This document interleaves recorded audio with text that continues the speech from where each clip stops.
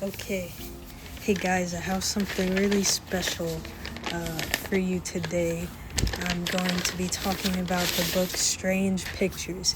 And I know what you're thinking. What the fuck, you read? No. Don't get it twisted. I do not read. I only read manga.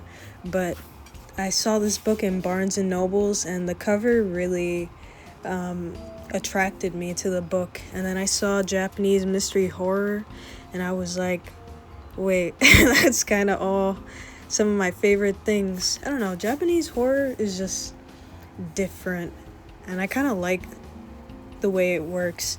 But this book just threw me for a loop so many times. I thought it was separate short stories, but it's actually all interlinked, and you only really find out the more you keep reading, like how much every story puts the pieces together. And it's just awesome. It's like a puzzle that someone already solved, but it's still open-ended in the end.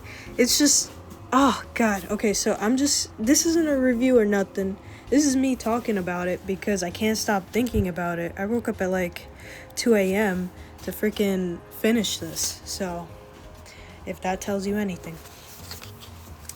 I'm here with my partner, and I'm gonna talk to them about this book, and then you guys get a sneak peek too.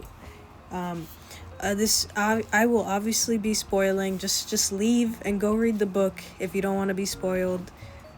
But if you do want to be spoiled, stay tuned. I'm giving you a quick summary. Quick being probably 30 minutes.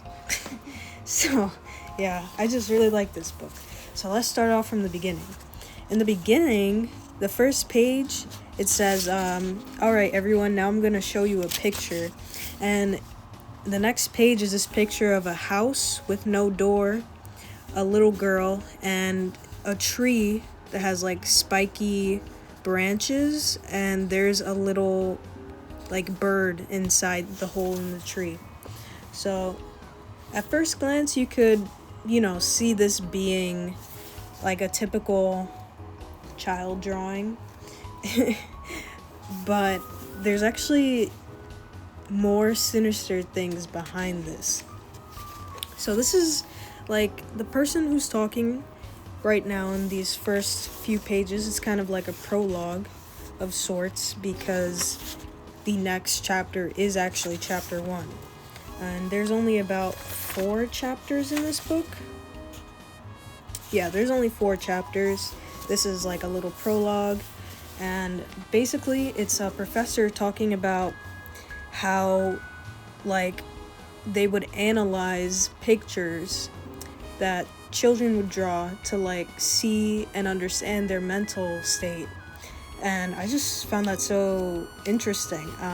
They're a psychologist, so they focus on the art of things. So starts off with this little girl ends up getting arrested for the murder of her mother, which is a little insane. She was only 11 years old, and she killed her mother.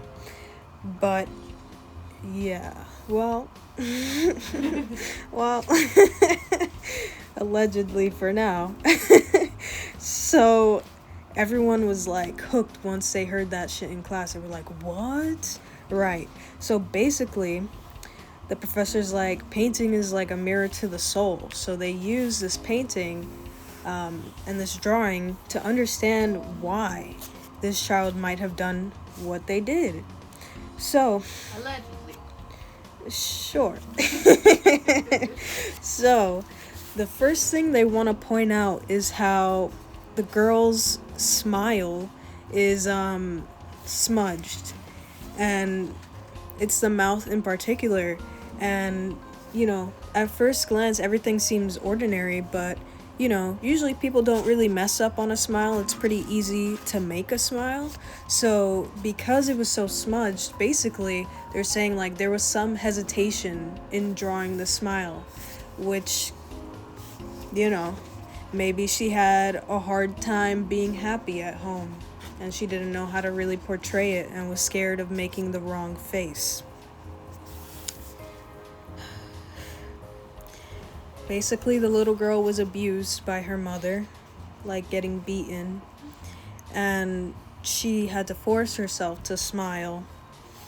And there was a thought that was basically like, if I don't smile right, she'll beat me, which is so scary for a child. The professor says that the child had, it brought back the trauma when she was trying to draw the smile, so that's why it ended up so smudged. And so next we're looking at the house. The house looks pretty normal, except it has no door, so there's like no escape, really. And so no one's allowed inside, inside her heart, really, and she just wants to be alone. And if we go over to the tree, we see that it has very spiky branches, and the professor says that it seems to express a defiant, aggressive nature. It says, I will hurt you, or I will prick you. Now, the psychologist had to consider all this information while diagnosing the subject. And they concluded that the little girl had a strong chance of rehabilitation. Can you see why? If we look at the tree, past the branches, there is a little bird living in the hole in there. And they're like, people who tend to draw pictures like this display a desire to protect, a tendency towards strong, nurturing love. It expresses a desire to defend the weak and to create a safe haven for them to live in. Deep inside, the little girl just wanted to protect something. And so the psychologist decided that she was confident in the diagnosis and recommended a treatment where she would just be around more kids and more animals in order to bring out that kind of nurturing side. And now the little girl is living happily as a mother. So after that whole little prologue, we move on to chapter 1. And chapter 1 is where things start to come together in a way. It basically lays the foundation for the rest of the book, so that you have some kind of context to cling to once you read the following chapters. So basically, there was this kid in high school. No, he was in college, and he had a friend in the paranormal club. And the friend was like, yo, I found this blog. I think you should check it out. It's a little creepy, but I think it's worth looking at. And, what's this guy's name? So, the first kid's like, okay, his name is Sasaki, and the guy who was telling him about the blog is Kurihara. So, Sasaki's like, okay, I'll go check it out. So, he finds the blog, and it's called Oh No, Not Raku. And it looks perfectly innocent at first, but there's something there. Something strange about it. Kurihara says that he can guarantee a chill at the very least, so give it a look. So what does Sasaki do? Sasaki goes in, opens the blog on his computer. He felt a bit nostalgic, also a little nervous, because, back then the internet used to be filled with blogs like this. I do miss it too. He talks about how he misses it too. So, by the title alone, you'd assume the author was named Raku, but it was such an unusual, suggestive name. A pen name? Probably. So, let's get a little bit more into this diary that he basically had, this blog diary. It was, the last post was on November 28th, 2012. So about a year and a half ago from then. So it was probably close to 2015 at this point. Maybe mid 2014. No, it's definitely 2015. No, wait. A year and a half? 2014. I wasn't a math major. Okay. So, the latest entry is titled To the One I Love Most. I'm going to stop updating this blog today. I finally figured out the secret of those 3 drawings.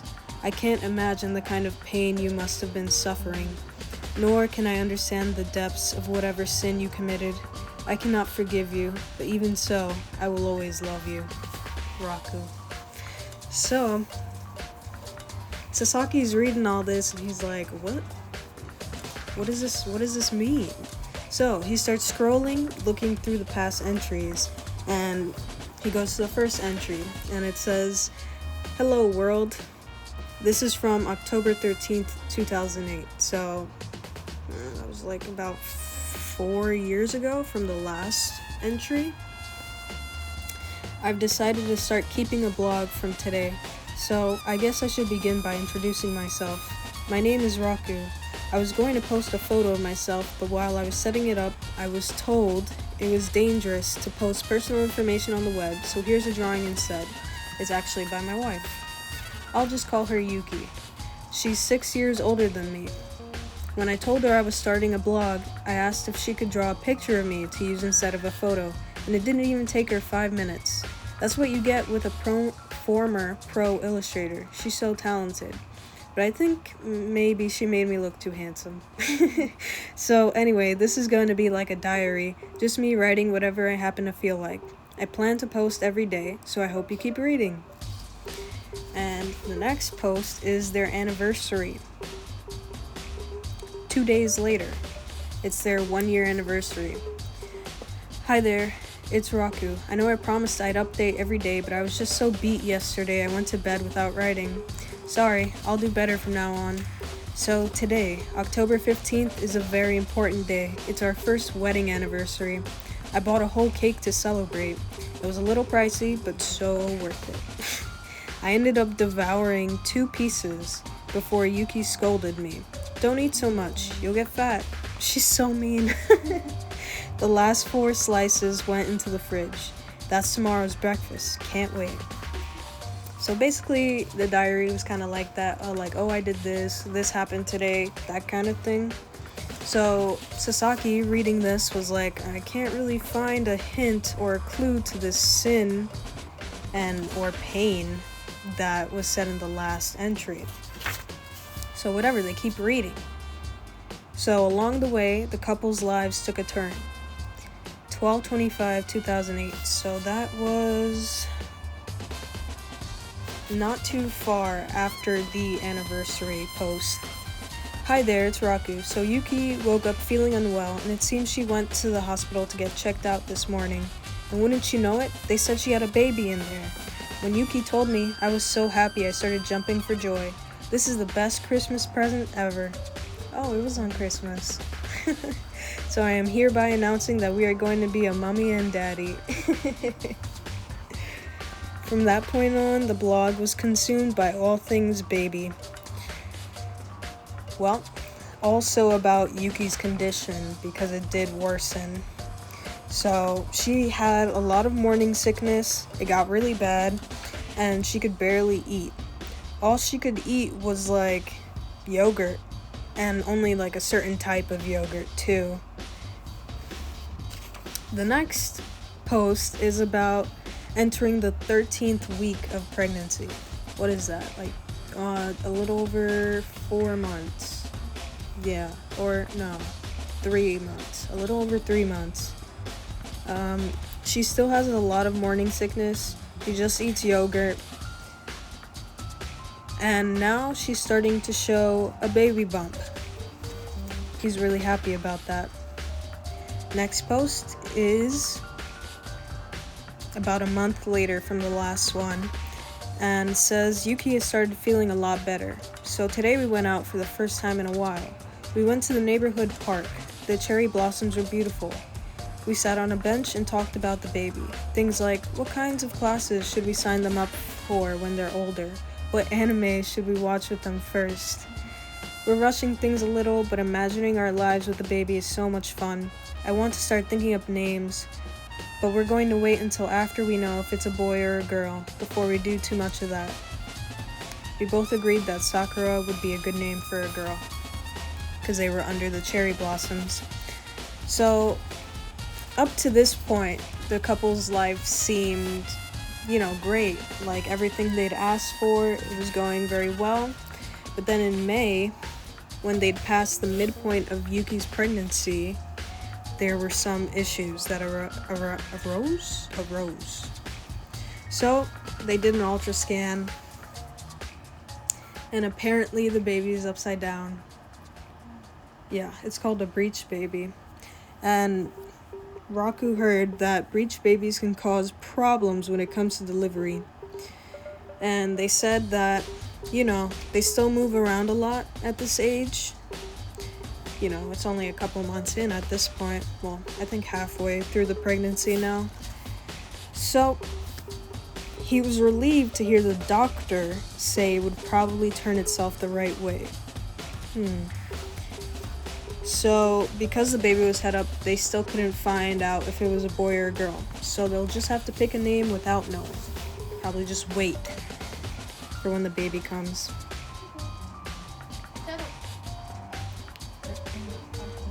Yeah, it's okay. This is just probably on top of their bag. There's nothing in there anymore. Okay, so next post is having another checkup. This is about 2 months after the ultrasound, and the baby is still head up. And at this stage, it's very rare for babies to turn around at this point.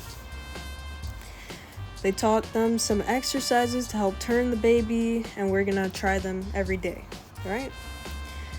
The next post is about a month later. They had another checkup. They've both been working hard at the exercises, but the baby's still the wrong way up. But we were told that with proper preparation, she should be able to deliver her breech baby normally. We're lucky we've got a veteran midwife on hand. So they'll have to wait until the baby comes out to know if it's a boy or a girl. Yeah. The due date is fast approaching. It's September 3rd. Again, another month from the last post. So today, Yuki suddenly broke down crying. She didn't answer when I asked why, so I was totally at a loss. Maybe this is what they call baby blues? All I could do was sit there rubbing her back until she calmed down.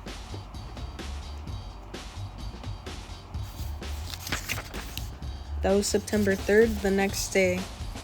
Yuki has made a complete recovery from yesterday and is in high spirits. And she also finally drew another picture. It's adorable. She said she had imagined what our baby might look like. It's a picture of a little baby in like a Santa costume. And their head is on this round cushion.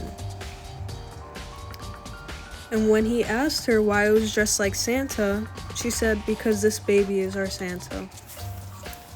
They found out about it on Christmas. Yeah, exactly. Okay. The next day, Yuki drew another picture today, like a sequel to yesterday's.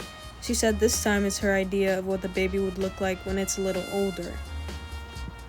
It's just a picture of a kid with a bag on their arm. They look very androgynous, probably because they don't know the sex yet. But that's fine with me. I love that for them. Okay. So, on each picture that she's drawn so far, there's been a number in the corner. The first one with the baby was 1, and now the little kid was 4. So, on the next day, there's another picture. Yuki, which is the wife, said that when she was drawing it, she was hoping that if the baby's a girl, this is how she grows up to be. The spitting image of Yuki. I guess she's going to draw the boy version tomorrow. And so, yeah, this picture is just of a woman standing upright with her hair flowing in the wind. Her arms look very stiff at her side and her feet are very close together. Not much else to this. She's just in a one-piece dress. So the next day, there's another picture, and this is the vision of the future for the baby all grown up, if it's a boy. And it looks just like Raku, the guy who is writing the blog. So we have Raku here. She says basically the baby would look just like him. And there is a number 5 on this one. The picture of the woman had a number 3. Then the last picture, 2 days before she's about to have the baby. Everybody's nervous, but she drew another picture, and it's just an old woman kneeling down on the floor, praying. And she's dressed in all white. So she said that this was a vision of the baby when they were much older. And Raku's thinking, when the baby is that age, I suppose the 2 of us will already be gone. But I shouldn't be such a downer.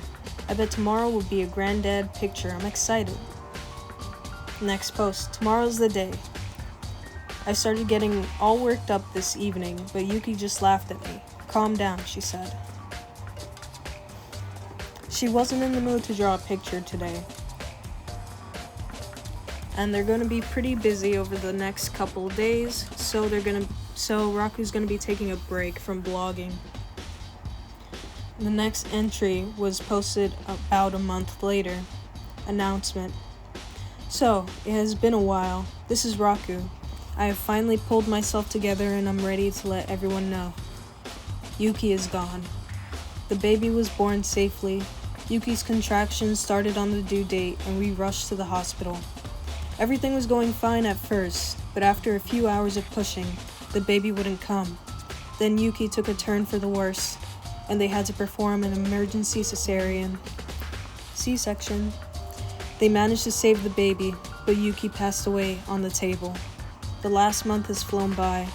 What with Yuki's funeral and taking care of the baby, I haven't really had time to grieve.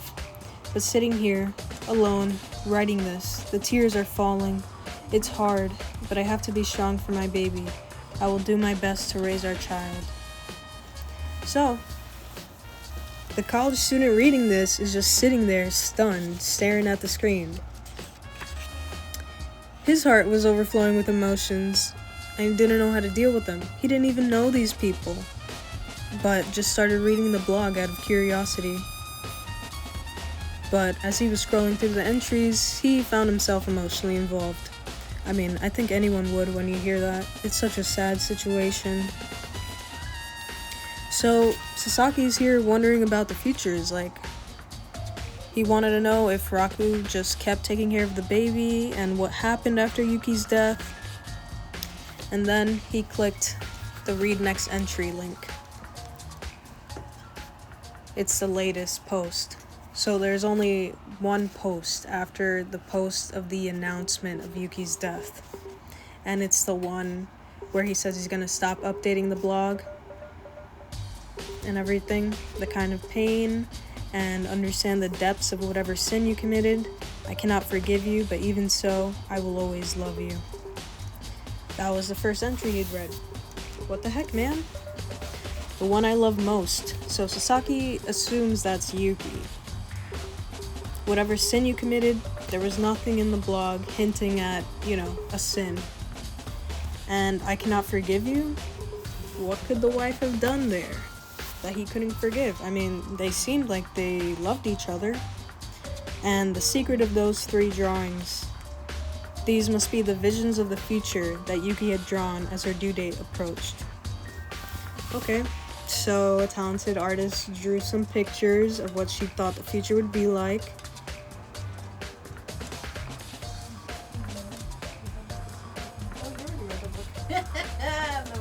You could. What was your thought? My theory is that she had a condition that she kept away, hidden from him, and that she knew she was gonna die giving birth, and then that's why she cried before the birth, and she didn't want to tell him, and then that's the sin that she can. Because I'm people usually say that in a dream when someone killed themselves, and I'm that doesn't make sense because she didn't even kill herself. She Yeah. But maybe she knew he was gonna die, but she wanted to pursue the kid, like having a child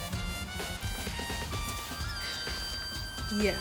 So I also thought about like the sin being like, oh, she killed herself kind of thing, but it was weird because she died on the table, so I don't think she did that willingly. So I'll just say I think she had no choice in the matter. She just knew it was going to happen. These visions of the future, these pictures look very similar to the parents. The lady and the older boy, they look just like the parents. So if that says anything. Then we have this woman who's just crying or praying. She looks really sad though. So Sasaki was like, this feels like a horribly difficult puzzle. Like he doesn't know how to figure it out. And it's not that he didn't have any hints. There were still numbers on each of the pages that she drew. But whenever Raku asked Yuki what the numbers meant, she would just be like, it's a secret. And that seemed like the key to the whole thing. So Sasaki turned on his printer and he printed out all the drawings. He arranged them in, 1, 2, 3, 4, 5 order, chronology, but it like messed up the timeline, because that would mean that the first one was the baby in the Santa costume, 2 would have been the crying woman or the praying woman, 3 is the older version of the girl, vision of the future, 4 would have been the little kid, and then 5 would have been the older version of the boy. So that kind of makes no sense there. So he's doing this late into the night. He has to take a rest. He goes to sleep. Then the next day, he tries to find his friend Kurihara, but he couldn't find him. And then he feels a slap on the shoulder. Hey, it's Kurihara. And then he's like, hey, I read that blog you told me about. And he's like, it's quite the puzzler, right? And then Sasaki's like, it really is. I didn't even sleep last night. I kept thinking about it, but I can't figure it out. It's so weird. Kurihara's like, I know, dude. And then Sasaki's like, if it wasn't for the last entry, it would be a fairly common, if tragic, domestic story. Kurihara's like, would it though? Would it though? Side-eye. And so he's like, Sasaki, I agree that the last entry is creepy, true enough, but that's hardly the only creepy thing. There's something off about the whole story. What are you talking about? Well, for example, the entries after the birth were all deleted. Wait, what was deleted? You can tell by reading the last entry. Hold on a minute. So he printed out the whole fucking blog so he could read it on the way to school and back. He didn't want to only be able to do it at home. Because, this is back then. Well, it's like 2014. Even then, I remember I didn't have unlimited data and access to Twitter and all that. That's true. Me either. Yeah, so if you wanted to go on a desktop site, it would be kind of hard. And flip phones are extremely popular in Japan, so and maybe. Especially from, back in the day of this person writing a blog, there's no way the interface was easily read on the phone. That's true. So the guy printed it out and he wants to reread the last post again. So it says, I'm going to stop updating this blog today. That's the crucial line. Usually when a person swears to stop doing X today, it's understood that the action has, until now, been habitual. Today I'm quitting smoking. It's obvious that they had been smoking up to the day before. So, he was probably still posting every day, or at least frequently, because that was his thing. But from the entry before, the one where he announces that Yuki died, right? There's a gap of almost 3 years. So it seems like it was deleted, all those posts in between. Deleting a blog isn't that unusual. That's Sasaki. And he's like, I mean, I deleted my Evangelion analysis blog I kept back in middle school, which is funny because I love the mechs in that show, and it has like a deeper meaning that I'm still trying to understand, but it just has layers to it. But so I understand why he had a blog of that. There was a lot to discuss in that show. But yeah. So yeah, I can pause. Okay, brief intermission, but we're back. And I've decided to be a little less descriptive. If you really want all the details, read the book. It's awesome. It really threw me for a loop. So let's just continue where we stopped. Kurihara and Sasaki were talking about the blog and kind of catching each other up. And now they're going into analyzing the whole thing to see all the parts that are strange or odd. So the next thing they go over to read, it's the anniversary post, talking about the first wedding anniversary between Raku and Yuki. So they're talking mostly about the cake because the cake was presumably 8 pieces, right? But when they put it away, there were only 4 pieces.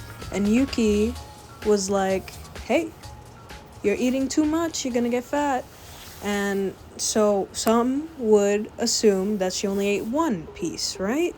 And we know Raku ate 2. So together that's 3, leaving 5 slices of cake. But in the end there were 4.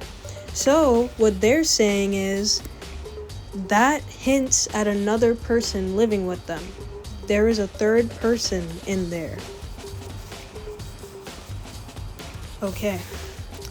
So, it's not an unfounded assumption because next they talk about the very first post, introducing himself and introducing his wife.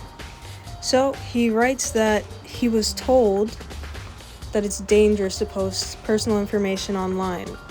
So, Yuki didn't tell him because she was like happy and made the picture for him. Why would she say that if she were the one that told them? They're like hiding this person's identity. So basically the timeline, Raku decides to start a blog. He is told it's dangerous to post personal information. Then Raku informs Yuki that he is starting a blog. So Yuki was unaware until the point that he actually told her. So there is some secrecy here, like, who is this other person there? Kurihara decides to bring up the breech baby thing. So, a doctor told Yuki that with Yuki and Raku, that with proper preparation, she should be able to deliver a breech baby normally. We're lucky we've got a veteran midwife on hand. So, there's a lot of risks to this, and more likely than not, the mother dies, and sometimes the baby survives. So, usually hospitals immediately do a cesarean for that, instead of like, what happened was that Yuki died on the table giving birth after they were having complications pushing. That pushing probably raised her blood pressure, it spiked, and then, boop, she was dead. And they did a cesarean after all that, after she went through all that, which is strange. I don't think this is like a real hospital. I mean, a midwife usually isn't like an actual doctor. It's like a different thing. It's usually like herbalist type of people. So if that kind of did give me like weird alarm bells because I was like midwife, but I know some people choose to do it. I assumed it was gonna be a midwife and a doctor. That's what I thought too. But if it's just a midwife, she's not actually medically trained. Yeah. Usually, I don't think they are. No, I don't think they are. They're not like nurses either. They're just for popping the babies out. So basically they got a bogus doctor, and everything going on with Yuki was really weird. And there's this mysterious housemate we know nothing about, and Raku attempted to hide them. And the terrible hospital. So, now they're going in talking about the pictures, and they start focusing on the numbers that were on each page. So Sasaki's like, I put them all in order, but it doesn't make any sense. And he's like, numbering things can indicate more than just chronological order. So they start thinking about how they shouldn't be worried about the timeline per se, but what these pictures can mean together. So to show him that, Kurihara needs a scanner and printer. So later in the day, they meet up there. And so they start talking about art, and they bring up the fact that Raku, on his last blog post was like, I finally figured out the secret of those 3 drawings. So that's what they're trying to find out too, in these visions of the future. So when he rotated the picture of the woman that was standing upwards, she was kind of stiff, her hair was flowing on the wind. It looked a little funny because it looked like when he turned her, it looked like she was laying down on the table. Maybe I just spoiled right there, but it looks like she was just laying down. And then he tried to put them together as layers, one on top of the other, but that didn't really make any sense either. So then Kurihara's like, the numbers are right at the heart of it. Just remember this, the numbers are at the center of it all. So Sasaki starts thinking a bit more. He's thinking about, the focus, the core.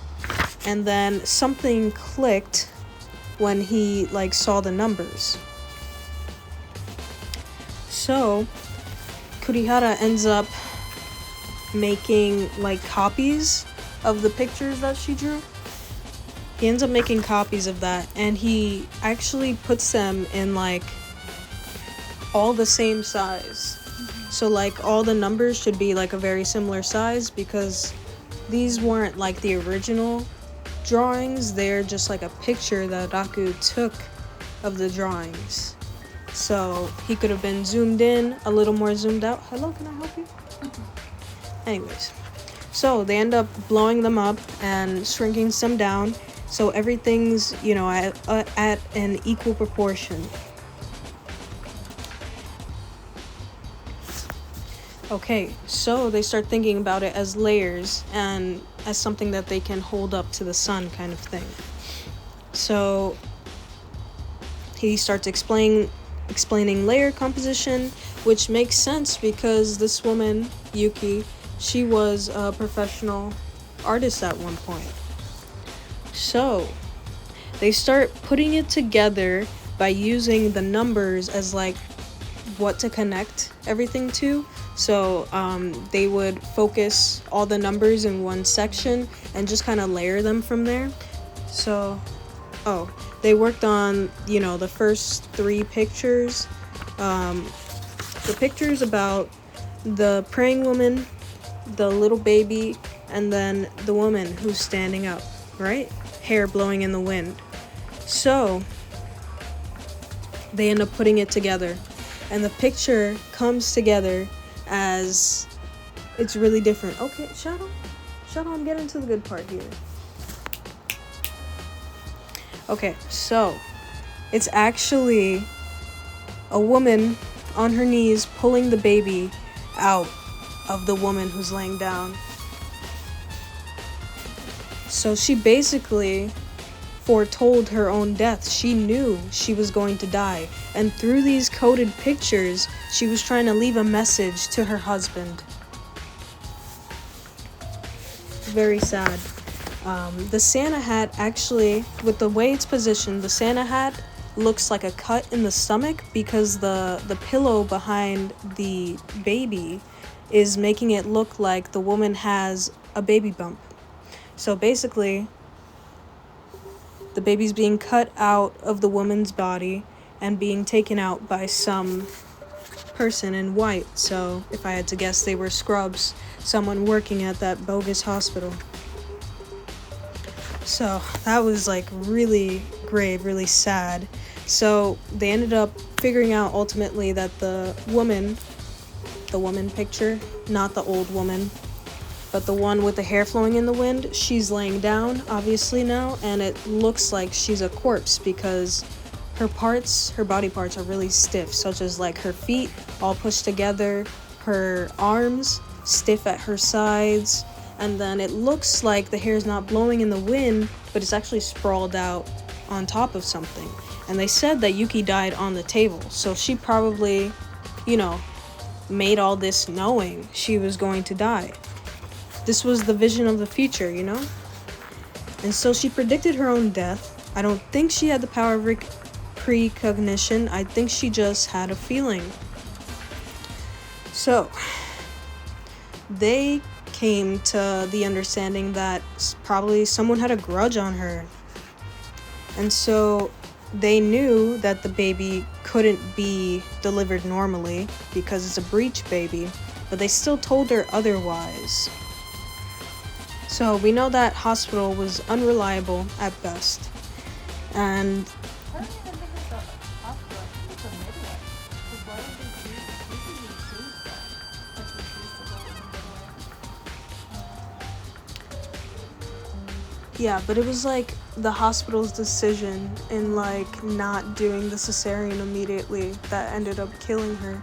Because if they'd done that from the beginning, she wouldn't have like been in so much like stress. So usually what I see from people, at least like media, that like whenever someone has a breech baby, they usually plan a cesarean Exactly. in advance. Yeah, but they didn't. They wanted to like just do it naturally in a way, and for her that wasn't gonna work out. So it's really sad. I'm really sad for her. That part really hurt me, honestly. I was like, I didn't want her to die like that. They seemed so happy together too. So sad. So she knew that she was probably gonna die in childbirth, and she wanted to leave a message to Raku behind for Raku. So the other two pictures were the older man and then the little kid. And so if you look at those two pictures together, it's a man walking his kid. So basically she predicted that they would be alone and they'd have to live without her. So they're a little stuck on this, on the last, post that he made.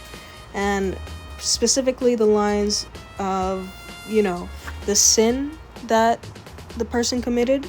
And they just still can't really figure it out. They're like, there was somebody trying to kill Yuki, but then, what did she do? What did she do to deserve this? And then the last lines of like, I cannot forgive you. And that implies that whatever Yuki did was like so horrible that her husband, couldn't do it. And it had something to do with her husband. So she left him a coded message. She was ready to accept death, but she wanted Raku to know the truth. Okay. So, Sasaki, he's on the way home. He's trying to think about, how to figure this out, right? In the past, Yuki committed some sin. Some member of staff in the hospital held a grudge against her over that and recommended a hazardous birth plan to, indirectly kill her. Yuki figured out the plan and drew that trick picture as a dying message. Unaware, Raku happily posted the drawings on his blog. Then Yuki died during childbirth. A few years after Yuki's death, Raku figured out the secret of the pictures, and then he grasped both the truth of her death and the sin she committed. But it seemed weird, Like, why didn't she try to get help? Like, if she figured out there was a plan to kill her, like, why didn't she, like, reach out to anyone? Yeah, exactly. I feel like they were goaded into this kind of hospital, though. I had to guess. So, then Sasaki figures out the man and child were actually Raku and then their kid being alone, And he tries to find Kurihara to tell him that, hey, I figured this out, but he couldn't find him anymore. He also graduated, so there's that. That was all of chapter 1. Cool, right? So now, chapter 2. I'll show you this.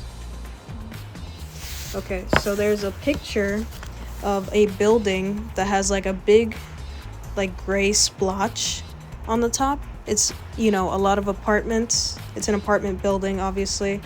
You can assume it's the apartment where the kid who drew it lived. And there's this like gray spot on top that they don't understand. Next to the apartment building is the child and then his mom. So, now we're talking about Yuta Kono, whose father was Haruto. And he died during the winter 3 years ago. Though they don't really say how he died specifically. And, the little boy, he didn't really, he wasn't really sad about it. I mean, he was really young. He just, couldn't understand. But what made him sad was seeing the mom crying and being so distraught. So now Yuta's almost 6, and the memories of his father are fading away. But one memory remained, and it was about 3 summers ago, just before the father's death. His father took him to a cemetery to pray. And for some reason, he couldn't remember what his father told him. That's probably that trauma blocking it for sure. So, then we move on to Naomi Kono. She seems like she was in a bad mood. She was preparing dinner, and then Yuta was in the other room, kind of like wanting to cry kind of thing, and then her head was like spinning around. She basically like scolded him like really bad for drawing on the walls, drawing on the columns in like permanent marker, drawing on the mirror. Like, she was really upset. She was like, I know that he loves to draw, but like drawing on, furniture, like the walls, that's like going a bit too far, because he has his little sketchbook and stuff. So she just was like getting down on herself. She felt really guilty. She didn't want to like hurt him. And then she just like forced a smile, went into the other room and was like, Yuta, dinner is ready, kind of thing. And Yuta was still like hesitant, but she was like, it's okay, Mama's not mad. And then he's like, okay, I'll eat. So she was really tired after dinner and everything. It's really hard. She's like, I'm not so young anymore. Can I really raise this guy on my own, like this little boy? And she was working a part-time job, and they were living in like kind of one of the cheapest places in Tokyo, but she was still, living paycheck to paycheck, unable to really pay her rent properly and also, feed and stuff. It was like they were very, very poor. So she's a single mother. But there's also something else weighing on her mind. She thinks someone is following her. She felt nervous. She turned around, but no one was there. So she assumed it was her imagination. But then, the next day, she felt someone following her again. And then, today, so it's been 2 straight days, this is the 3rd day, they stopped by a convenience store, and when they stepped out, a car was in front of the shop. It wasn't like, a regular model that you see around the neighborhood. And the car started like following them really slowly, like going very slow behind them. So she was obviously like really scared, and then she would rush running to the apartment. And then she's like, oh, if only Haruto was here. So like, the father of the kid. And so they were all tired. They decided to go to sleep. And she works at a convenience store or a grocery store, I think. And she's having a tough day at work. So she was ready to leave. She was about to clock out. She needed to go pick up her son from school. And unfortunately, he's the last one there to be picked up, which is she hates to see it, but like she's literally working and has to like run over here. It's hard. So they meet up with one of Yuta's friends called Miyu, and they invite them over for like a get-together barbecue thing. So that's really exciting. And Naomi's like, everyone's staying so positive even though things are hard. Like, I have to be better too. I have to try my best. And so she picks up Yuta. Yuka's something you eat. But anyways, and Yuta's like, I'm not done with my puzzle yet, wait. So then she gets a little sad about that. And then the teacher, Miss Haruoka, was like, hey, can I talk to you for a minute? And she's like, she's scared, like, does something happen kind of thing.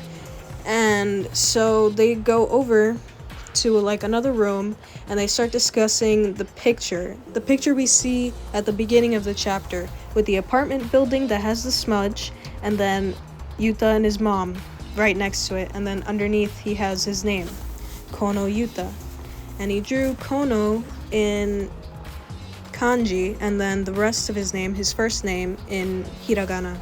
So if you don't know, most of the time Japanese people, they write their names in kanji.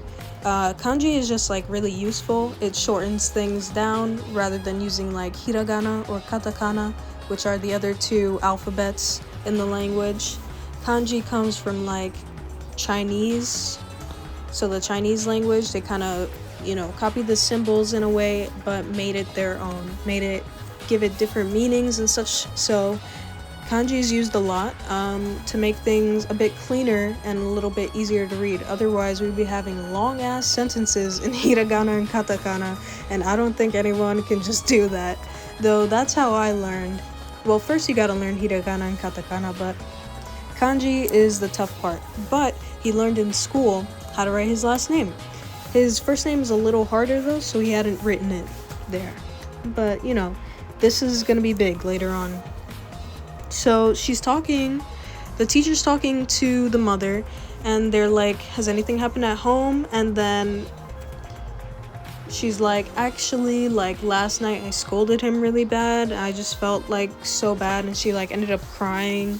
And so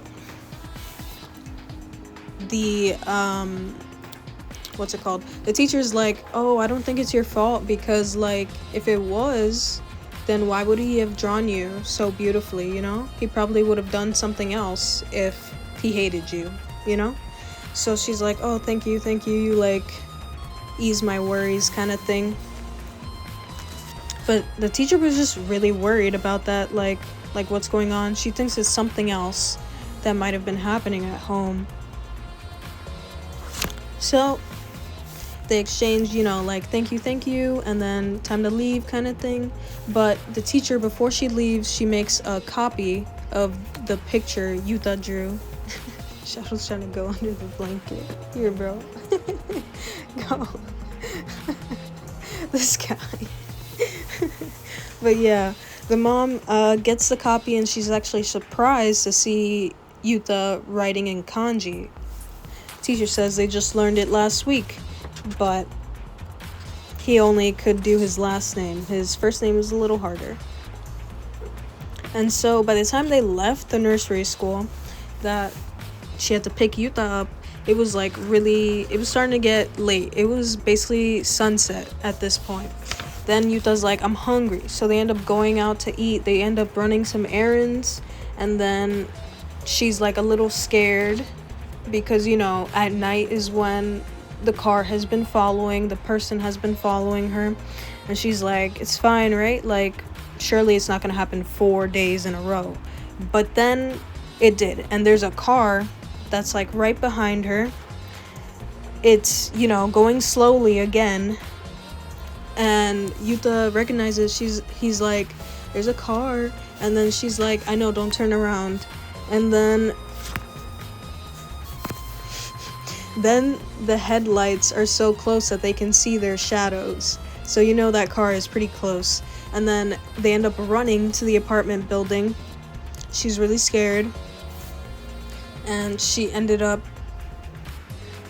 going into the apartment building and waiting for the elevator. She felt so grateful for the fluorescent lights. And then, something drew her attention. The glass doors were flooded with hazy light, which means that the car stopped right outside of the apartment building. And then she heard the car door opening, but she didn't hear it close. So, like, she's like, this guy's just, like, staring at us. I'm really scared. So she was going to use the elevator, but it was taking too long, so she ended up going up the stairs with the boy. And then he was like, no, it's like too far kind of thing. And then she's like, she hadn't heard the car door close. So a few seconds later, the elevator doors open. She ran right inside and she ended up pressing that closed door button. I know I'd be doing that when you don't want people to come. Yeah. So then she finally ended up getting to the apartment. You know, her hands are shaking and she ends up putting the key in the door. They end up getting in. She locks the door and she feels safe. Though she like drops to her knees. She's like super scared and she just like, you know, that's terrifying. That's terrifying for a woman and her young child to be, you know, what is that, like followed? That's like stalked kind of. So that's scary.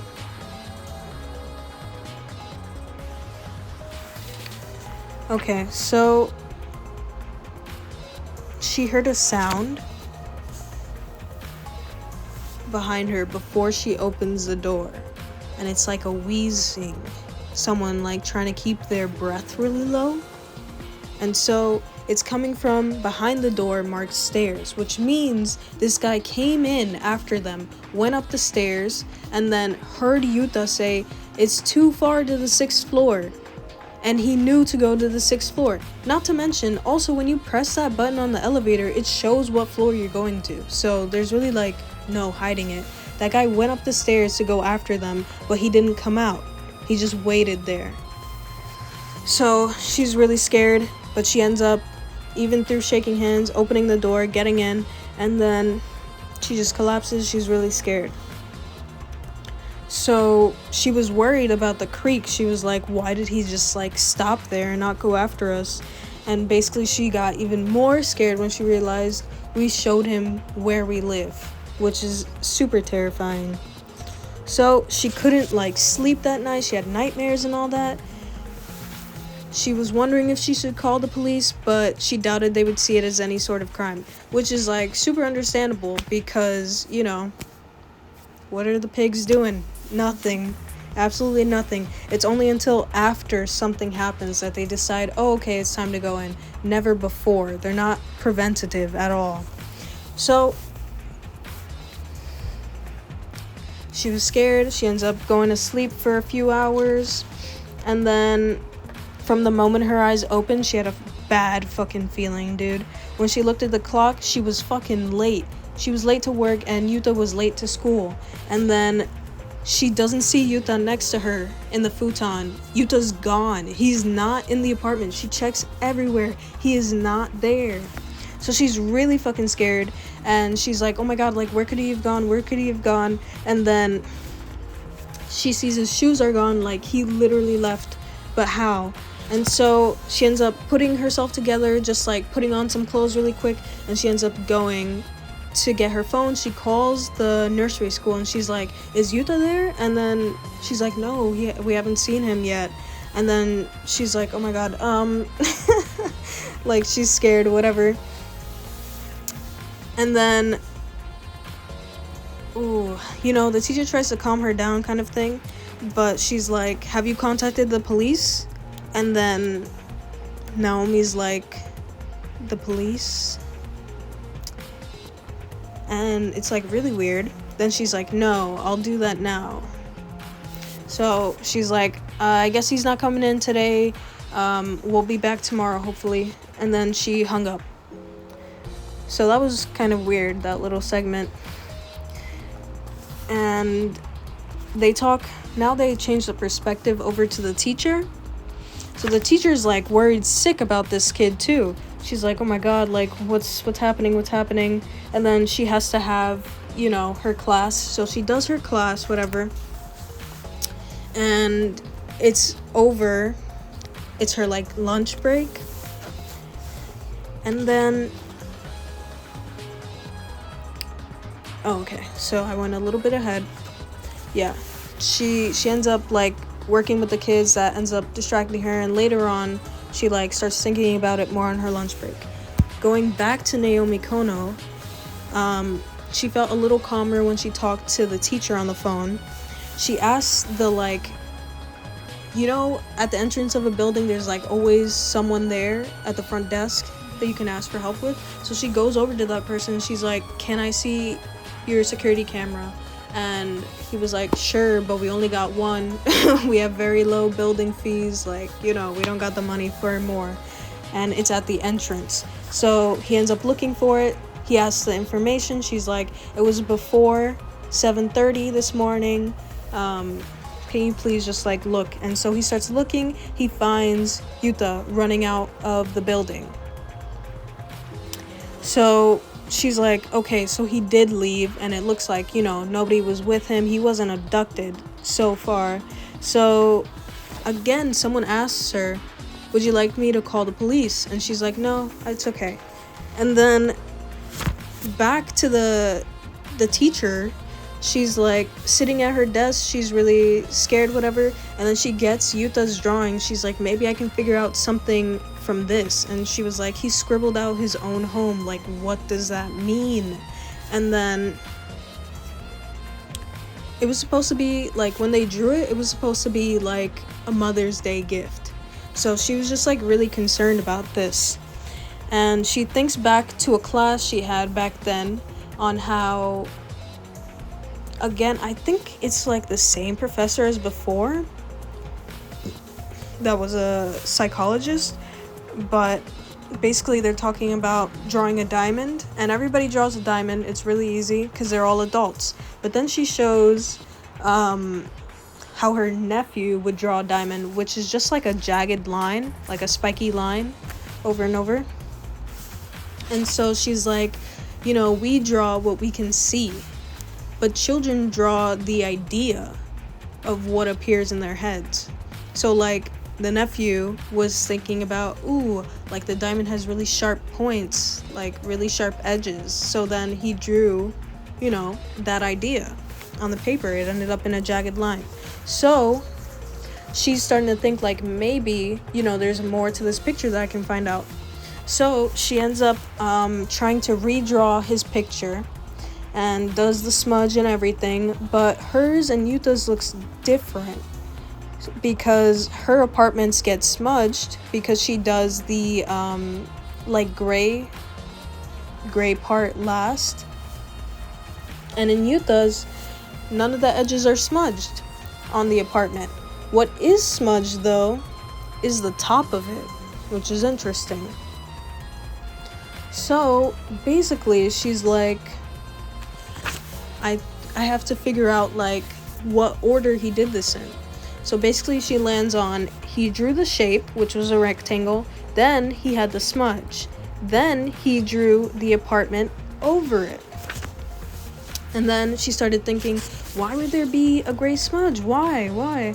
And I'm trying to think.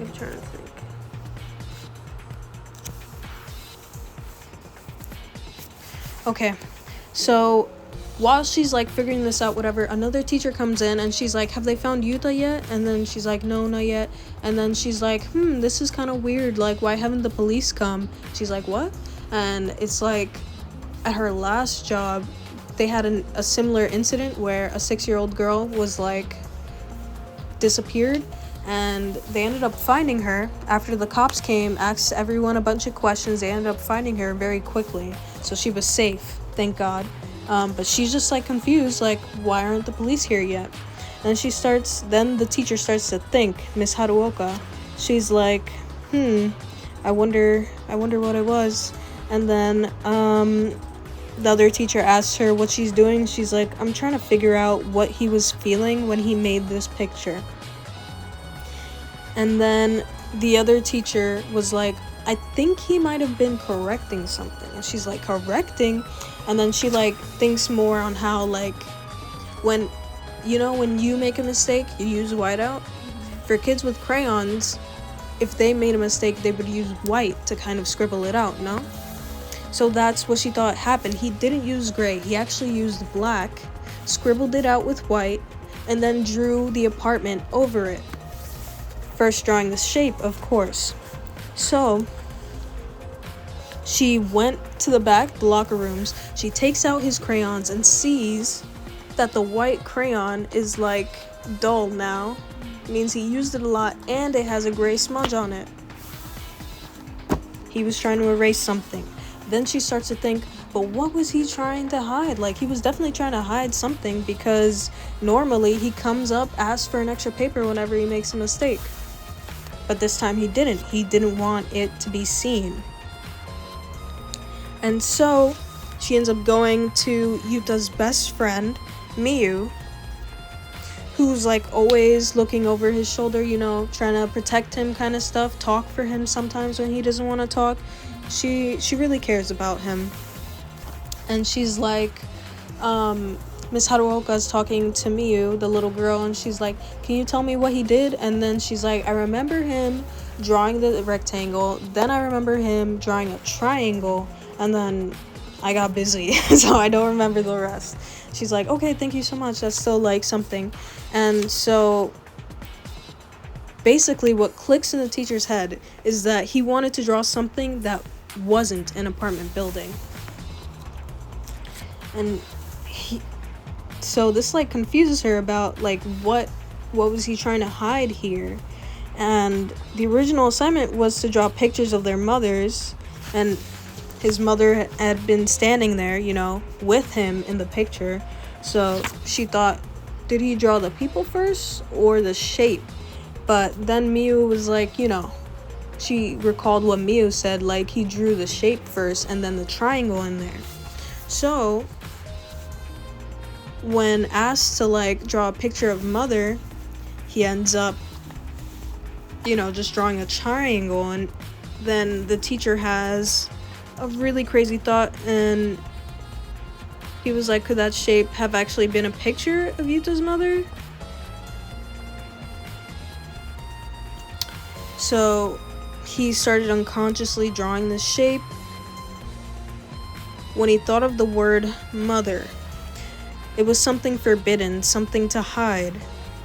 So then all the pieces start clicking in her head, and she sees a picture that she doesn't like. She thinks that Naomi Kono abused Yuta. And she didn't want to believe it, but she was like, I don't know like what else to think kind of thing, because the police hadn't been in touch. Like, if she never contacted them, what was she trying to hide kind of thing? And why did Yuta just like leave out of nowhere, Because he wanted to escape from her, maybe? Like, all these things start racing in her head. And then just 2 days ago, Yuta used his ruler to scribble on the walls, and then Naomi scolded him for it. And then yesterday afternoon, she asked them to draw a picture of their mother, right? And then what actually appeared in his mind was the stencil ruler, is what she's thinking. But she was like, could like, a scolding like that really cause like emotional distress like that? And she was just like, but this woman was like crying so hard, like you'd think she was paying for something. And then the teacher just starts thinking, I think it was like more than just a scolding. I think like maybe she hit him or something. But she she doesn't want to like accuse Naomi of anything, but like she understood, she's having a really rough time. She's a single mom, they're very poor. They're just trying to make ends meet. Like, she's exhausted. She's nervous. Like, she doesn't know what to do. She's lonely because Haruto died. And then she ends up calling Naomi. Now we're swapping the perspective to Naomi. And Naomi's fucking pissed. She's like, never call this number again. I never want to hear your voice as long as I live. She screamed that into the phone and then hung up. And she was just like so mad. She was like, why would she like accuse me of that? I would never do that to him, kind of thing. Like, I never raised my hand to Yuta since he was born. Like, when she was little, parents were like, it was more acceptable for parents to beat their children.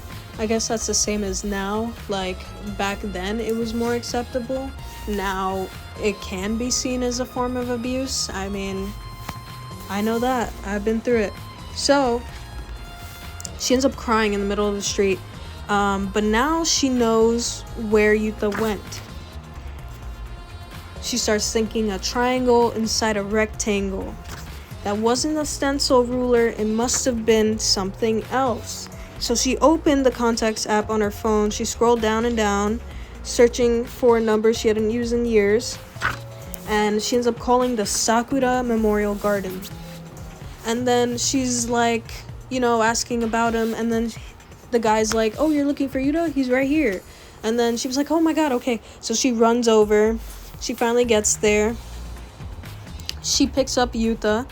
And she was like thinking about like, oh, I'm gonna scold him. Like, how could he do this to me? Like, do you know what could have happened to you? Could have gotten in an accident. You could have gotten kidnapped. I think a lot of mothers end up going through this.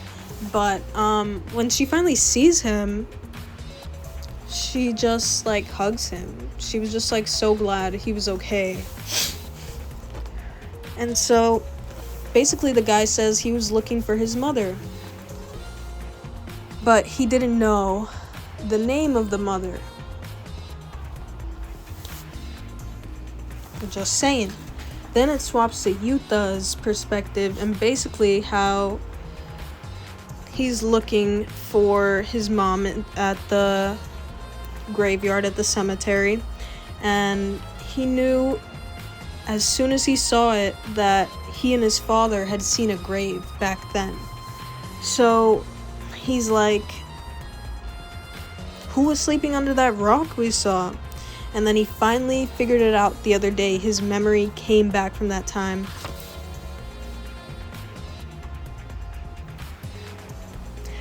And he starts thinking about learning kanji the other week. Learning to write his last name in kanji. And it all starts to click that he saw that when he was younger because he was at his mother's grave. But then he's like, but my mom's like alive. Because it's like the person who has been taking care of him right now, Naomi, like that's who he considers his mom. And then his dad's like, yeah, that's your mama, but this is your mummy who's down here, sleeping. And so he's like, which is really weird, but he's like, never talk about mummy in front of mama, okay? Which is very strange. Like, what, like he remarried or something? Like, what's going on kind of thing? And then Yuta says like, mama's the fun, kind, and sometimes scary woman that takes care of me, the mama that I love more than anyone in the world. And he knew she was named Naomi. So he didn't know anything about his birth mom. And so he kind of closed out that memory. His dad died soon after. He never kept the promise of being able to tell him anything he wanted about his mom, which was really sad. Then he learned kanji and, he realized his last name was what he saw. He saw the grave, like that's his mom there. So he had this like crazy feeling to like go see her, right? And when they had like the day that they were drawing pics for like their mothers, she was like, Yuta was like, he wanted to be a little cheeky because the last night before she scolded him really bad, and he was like, I'm gonna draw a picture of my mummy to get her back. And he started drawing the gravestone, which was the rectangle, of course. But then as he drew the triangle, he was like, it's going too far, like I gotta stop. But he couldn't stop thinking about his mummy. So he just wants to see her one last time, right? And he just like left the room he left the apartment. He somehow found his way to the cemetery without getting lost, which is impressive. He's only like 6 years old, not even.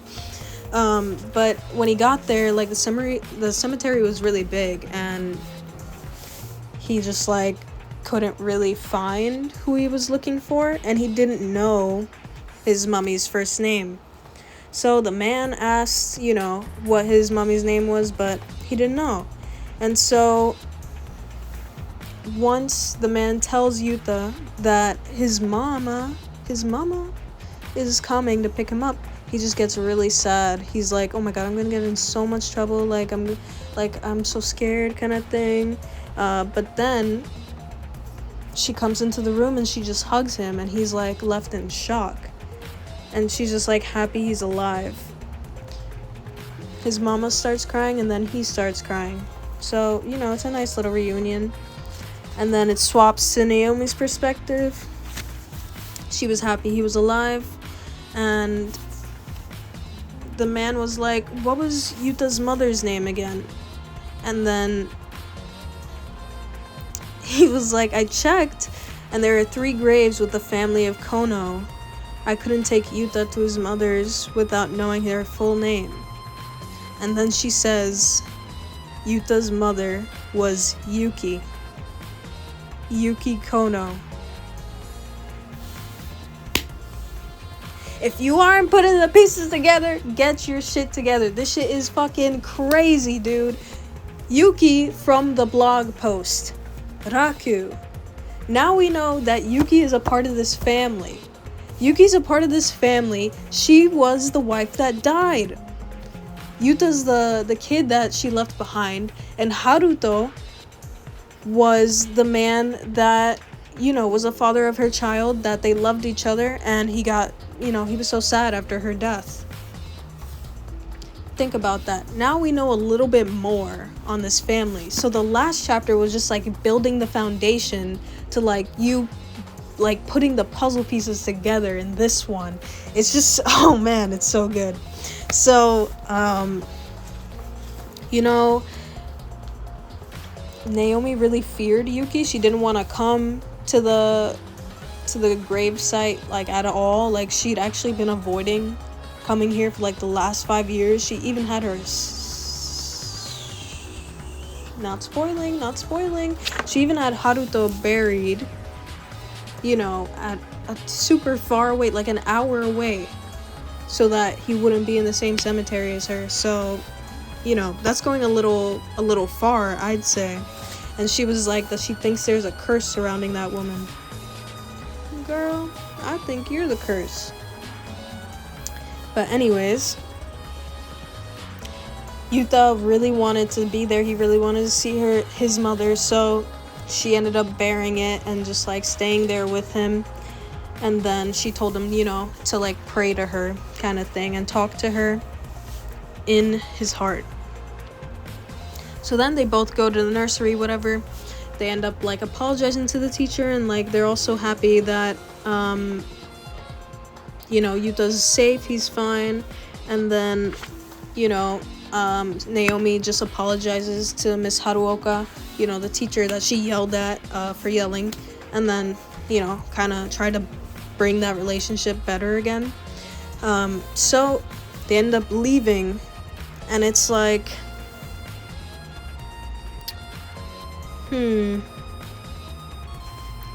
then it swaps to the teacher's perspective, and the other teacher that was talking to her, that told her about correcting mistakes and all that, she's like, I heard they found Yuta, yay. And then the Miss Haruoka was like, yeah, that's great, isn't it? I'm so glad he's all safe. And then the other teacher the other teacher was like, I'm sorry for not doing anything. All these kids, she had the little babies, not even 5 years old. They're toddlers and under, so she has to always keep an eye on them. They could really endanger themselves.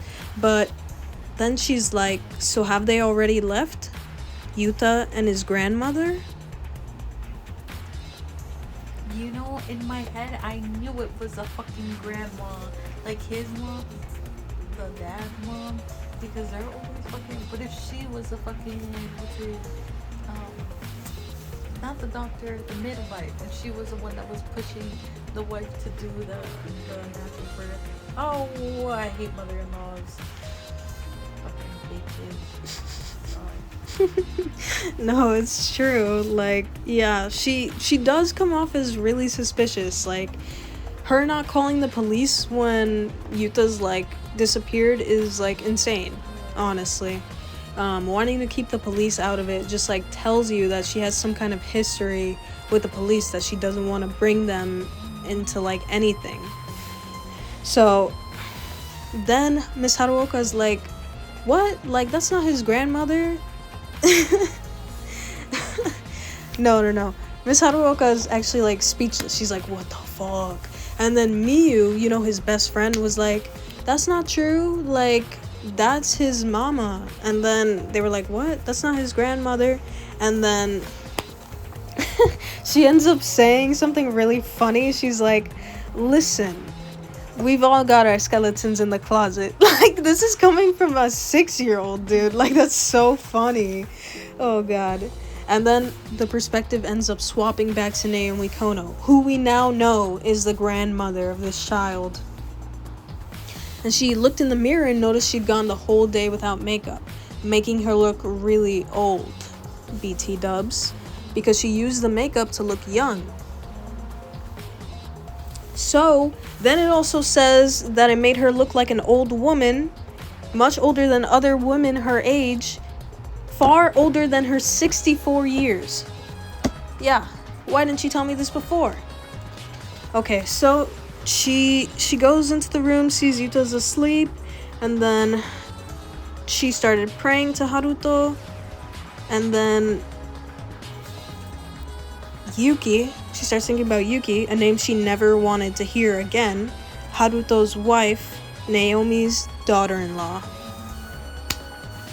So she took out her phone and opened a web browser, and then she looked at the blog that Haruto had kept before his death.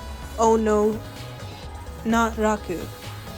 So he listened to her and used a pseudonym instead of his real name, which is why he said, I heard someone told me it's dangerous to post personal information on the web. So use Raku, and then there's a little trick to it. She's thinking about that, then the doorbell rings. She glanced at the clock.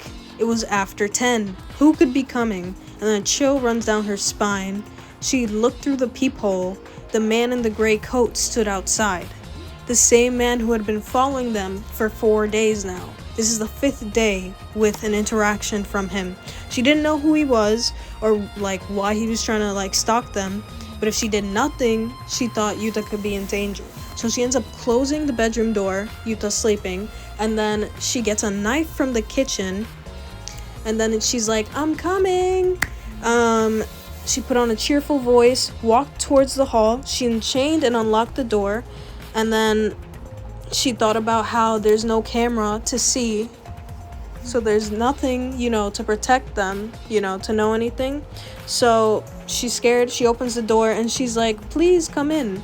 And then he stepped inside. She closed the door. Now no one could see what was going to happen.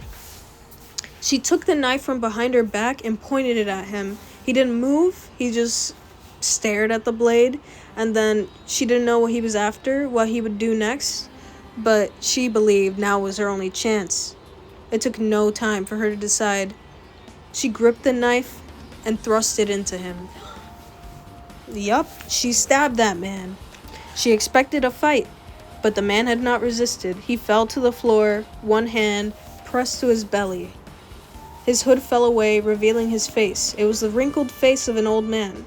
She seemed to recognize him from somewhere, but she couldn't remember where. That's chapter 2. Ain't that shit rapping? That's like boom, boom, boom, boom. Like everything's clicking. But this is when it really gets crazy. This next chapter. It's called The Art Teacher's Final Drawing. So it's a picture of like this paper that has like a grid on it, and then it's like has like a lot of mountains in the background. Looks like, someone just like trying to draw a nature shot, but it looks kind of like really scribbly and stuff, kind of shoddy, not very refined. Why is it like that? We shall find out. So now we find out about Yoshiharu Miura. Just gonna call him Miura from now on. Basically, this guy's an asshole. He's really mean, but he like means well, but like his attitude towards it is like really fucked. Like he will yell at people. He'll just like at his students too, because he's a high school art teacher. So he'll just yell at people, kind of be a dick. Literally, like, no one liked him. Everyone really hated him. And so he was just devoted to classes, his students. And then when he finished, he was like doing, some extra work for the school. Then he would sacrifice sleep to take his family out to a park where they pitched tents, fired up the grill, and cooked a load of meat. And that wasn't all. He would talk to his friends for hours when they had problems, help them find work, and sometimes bailed them out when they had financial trouble. Students, family, friends, their happiness was Miura's sole reason for living, and he never asked for anything in return. But he took a day every so often, a few times a year, for himself. And he would hike up a mountain near his house and draw the scenery he saw from the top. Those were like his favorite kinds of days. And then today is one of those days. So it's a little different though, because what spread out before him now was a vision of hell. It was a scene of despair, a sight that turned his entire life into a lie. Miura teased a pen from his pocket. He had to draw to keep them safe. Who? What is going on? And then we swap. On September 21st, 1992, the body of a man was discovered on the side of Mount K in L Prefecture. The deceased was 41-year-old Yoshiharu Miura, who lived behind. He was a high school art teacher. He's dead. He died. The body had suffered numerous stab wounds and showed other signs of violence, so the case was being handled as a murder. A police investigation showed that Miura had come to Mount K for an overnight camping trip on the 20th. At the scene, they discovered a drawing presumably left by Miura. So now they're taking a couple statements from people. The first statement is from the person who found the body. Basically, they had to go check on something because something was broken at like the peak. So they went up there early in the morning, around like 9 a.m. They saw the body. They ran down, and well, firstly the body was a mess. Like, it disgusts them to think about it. It's so scary. And then they ran down, called the police so that they would come. And apparently had a wife and child at home. So that was sad for them. The next statement was a student of Miura, who was head of the art club. And she was like, I didn't really like him. He was mean. He yelled at me. It kind of scared me. Like, didn't like him, basically. So his death shocked me, but I'm not really sad about it. The next statement is from Miura's wife. And she's like, you want to know about my husband's death? Like, it doesn't feel real to me. And she was like, we were not a close couple. We fought over parenting styles. So then she goes into like say, oh, my son likes to stay in and read, but his father would always take him out camping and eat meat, which he doesn't even like. And he hated it. So this guy just kind of like did whatever he wanted and like dragged people along with him. So she didn't like him that much either. There were things that she didn't like, but he was, her husband. The next statement is from a friend of Miura's, and they've been friends since the art school days, so it's probably been at least 20 years or so. And after they graduated, he got a weekly gig at the school where Miura works as an art teacher. So every Saturday he would come in and like be like what's it called? I'm trying to see it. He would be like a visiting artist kind of thing. So he'd come every Saturday and teach the kids something. And apparently he was really, really good at drawing. So then he would also call him up for like drinks and stuff and hiking, and he was like, I was never into it, but like after everything he did for me, like I felt like I couldn't say no kind of thing. So then we're going on to the newspaper, and we're at like the newspaper station, and we see this guy named Shunsuke Iwata. He's 19 years old, he just graduated, and he's been at this place working at the newspaper for 6 months. He wanted to be a reporter because of a certain case, but he ended up being put into the like administrative side, and he was like, this isn't where I want to be kind of thing, but like I still do want to find out the truth behind that certain case. And so the guy who is like his supervisor, he used to be a reporter too, but then he got like cancer, and they were like, you're working too hard, like I'm gonna have to send you down to administrative things. And then he was no longer a reporter, he was just like the boss down there, which made him really sad because he missed reporting. So Iwata got the job not because of his like journalistic like integrity or nothing. It was just so they could hire someone for less than what a graduate would like be paid. So they're just cheaping out, and it made him sad. So then we swap perspectives again, and talking about how the supervisor would like go out all the time. He would run to cases to try to get reports and stuff like that, and that's kind of what ended up causing his cancer, like working so hard, and then they kind of treat him like shit afterwards. Like once he's useless, it's like, okay, it's your time to go kind of thing. But the last case he was working on was the Mount K art teacher murder. He was working on that case before he got diagnosed with cancer, and he really wanted to go right back to it, but he couldn't. He ended up getting sent away, so it was really sad, but they didn't let him continue that report. So 3 years have passed since he got diagnosed with cancer. He stopped being a reporter, and he couldn't finish that case. He couldn't solve it. So Iwata ends up joining. He's just out of high school, and he's hoping to be put in as a reporter. He doesn't get it. Still, Kumai like really saw himself in him, the supervisor. So he wanted to help him, but he didn't want to be too soft on him. So he ended up being a little hard on him. But in the first 6 months, he became one of the best people in like the administrative department. So he trained him really well. And then one day they have a conversation. Iwata's like, I'm thinking of quitting the company. And then he's like, why? And then Iwata's like, I'll just do like freelance journalism. And then the supervisor's like, hey, you still need money, you can't just like quit kind of thing. And like then he's like, what case do you want to look into so bad? And then Iwata's like, the Mount K case. Yoshiharu Miura. He was a mentor to this kid when he was a freshman.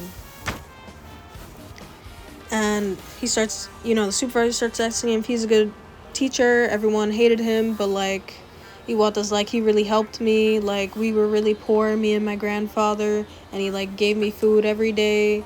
Like he was there to listen to my problems at home kind of thing. And both of his parents died from illness, so like his grandpa was all he really had, and then this other guy was sort of like a father figure, a mentor as he says. So he meant a lot to this kid. And you know what? One time, the Miura told this kid, Iwata, that, you know, I really love to go to the mountains and draw. Like, one day you should come with me because it's really beautiful. Like, it always brings me peace. And, like, I think you would, like, really benefit from that. So he died not long after the students came back from their summer holidays. So the news, you know, ran this, like, all the time.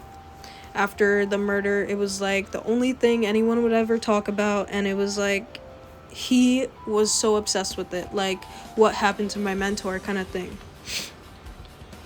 And once it was like unsolved, you know, like nobody kept talking about it kind of thing, he's like, damn, like I want to be a reporter because I want to solve the case of what happened to him.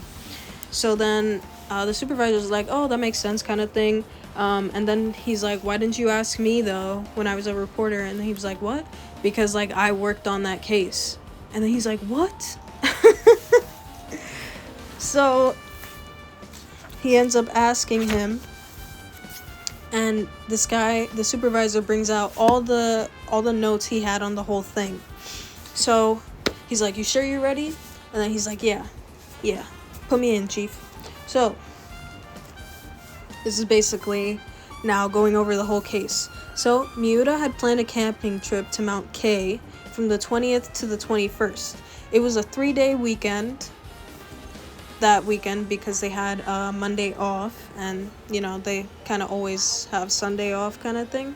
But he ended up going to the school in order to, you know, supervise the art club.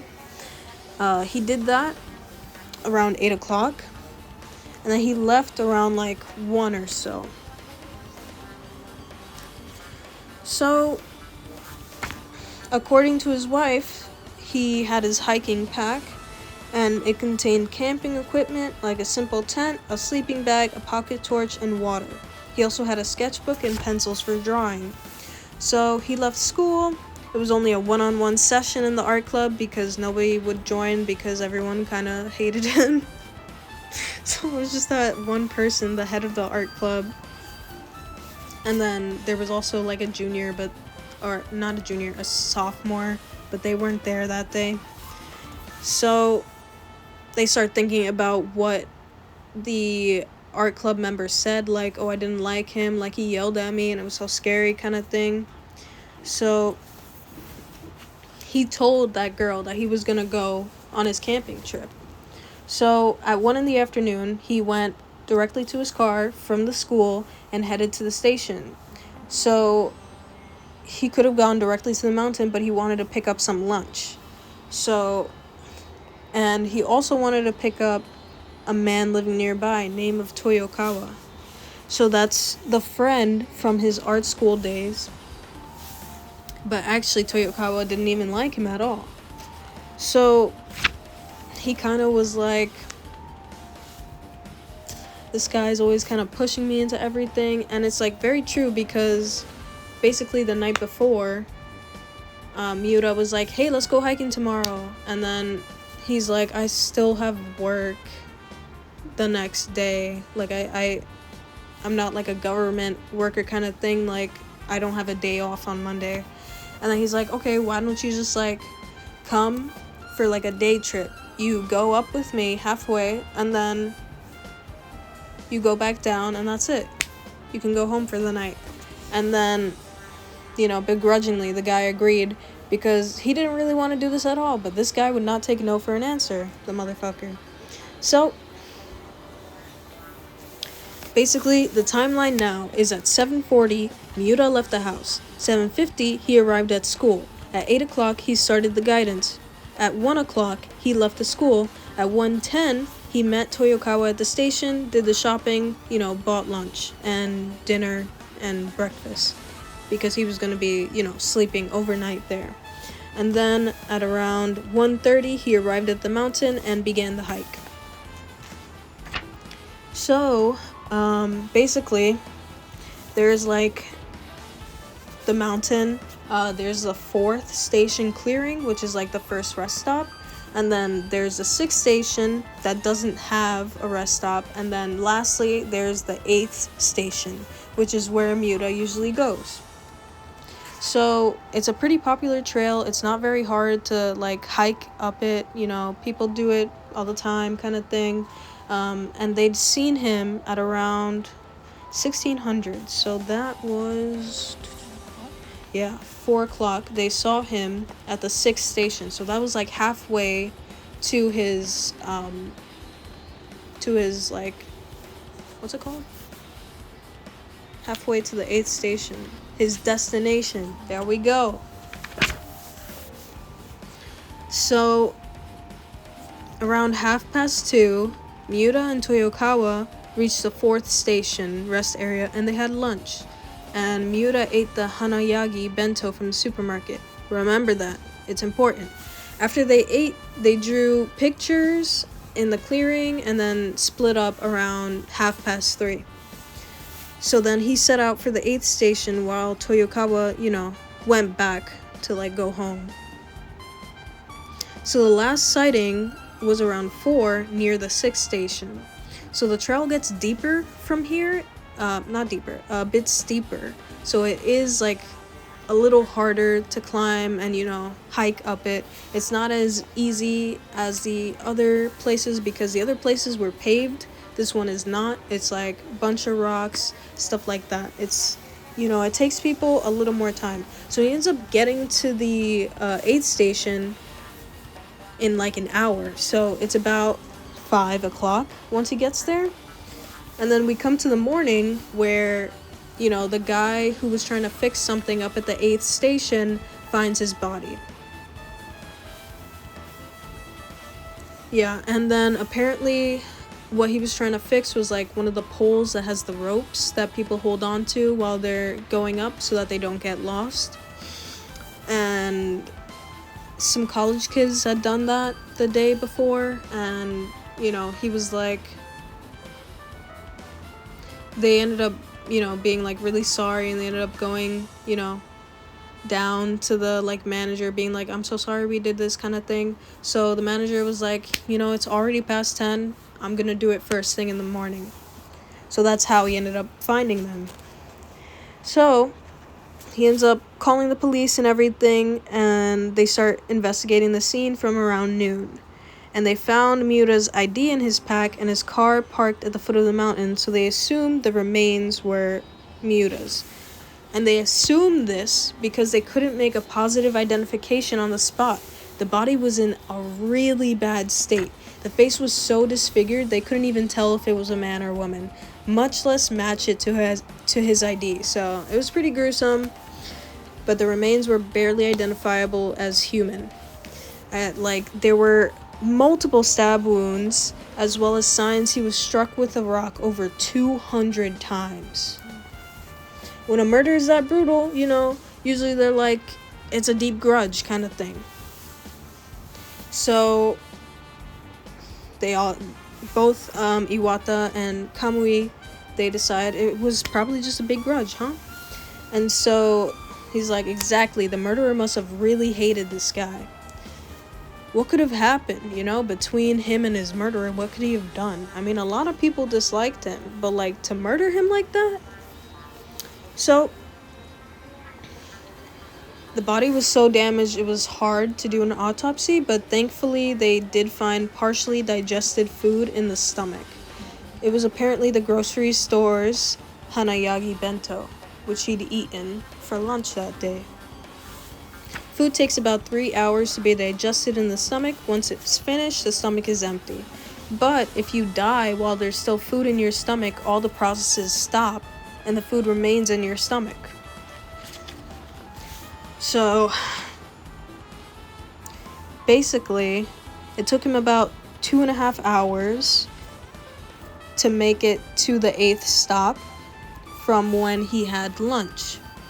So he was basically like, they think like murdered right on the spot after he'd gotten to his destination, which was crazy. So here's a timeline right now.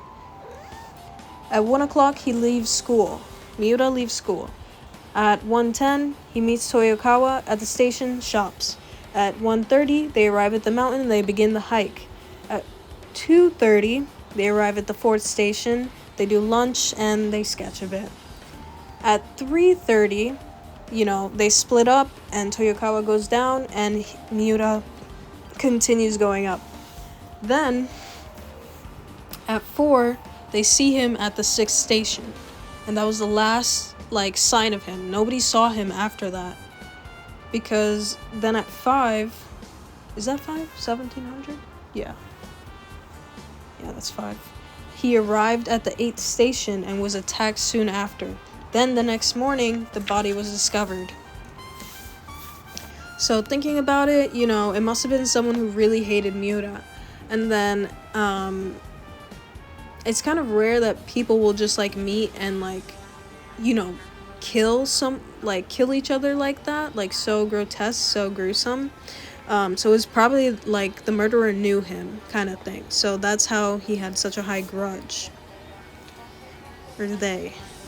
So, the 3 suspects were the wife and the art school friend, Toyokawa. And the kid who was, the head of the art club, her name is Kameido. So, basically, they end up with this,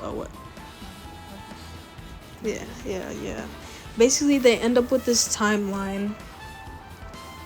He ends up, starting the journey at around 2 p.m. 3 hours later, he makes it to the 8th station. He ends up getting murdered. Then another 3 hours. Okay, wait. So they're just trying to, picture, how the murderer would have been able to do this. So, for all of them, it takes, at least 3 hours to get to the mountain and back. So, first, they'd have to leave at 2. And then the next 3 hours, it's around 5 when he gets killed.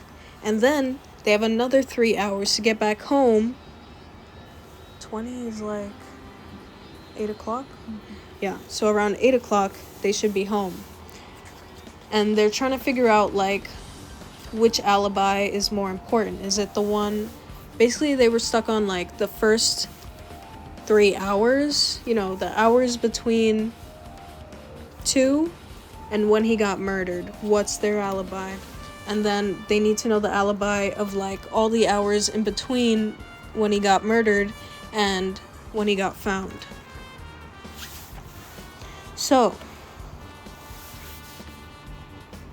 we have one more clue. Some of the equipment Miura packed had gone missing. His sleeping bag, the sweet bun, and the cutlet sandwich. Remember, he brought the last 2 along with his bento at the station front supermarket. So he probably planned on having them for dinner and then breakfast. So the murderer probably took them from the scene. Taking food in a sleeping bag is a little weird. But he had a bunch of other supplies, so maybe they're thinking the guy camped out for the night and then went down the mountain the next day with whatever he had. But if he only took the sleeping bag and the food, that means he would have had to have their own equipment. But how do you how do you go on a camping trip and not have a sleeping bag is what I'm saying. And then food, what? How are you not fully prepared, So basically the supervisor's I think they were trying to get the police off their scent by taking those things.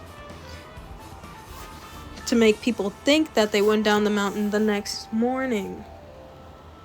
So basically anyone with an alibi for the first time, in between 2 p.m. and then 8 p.m. You have an alibi for that, you should be good. You are not the murderer. But then the second point being after 8 p.m. to 9 a.m. the next morning, if you didn't if you, like, only had an alibi for that section, you were immediately suspicious. So, Miura's wife and Kamedo were both cleared because Miura's wife was seen at 1800 at 6 p.m. and then was also seen at 6 a.m. So she kind of gets cleared for both. And then the art student, she was talking to a friend at around 4 p.m. So, like, she was good for that time. And then everybody's suspicion turns to Toyokawa. So everybody's like, there's a decent chance that he didn't leave the mountain at all. But then they're like, how did he get to the 8th station if he didn't, go right behind Miura? How did they get there at around the same time? Because he was seen at 7 a.m. the next morning. So they're like, is there another way up? And actually there is. There's like an animal trail off to the right side of like the regular path. And it's possible that, someone could have used that path to get up at around the same time.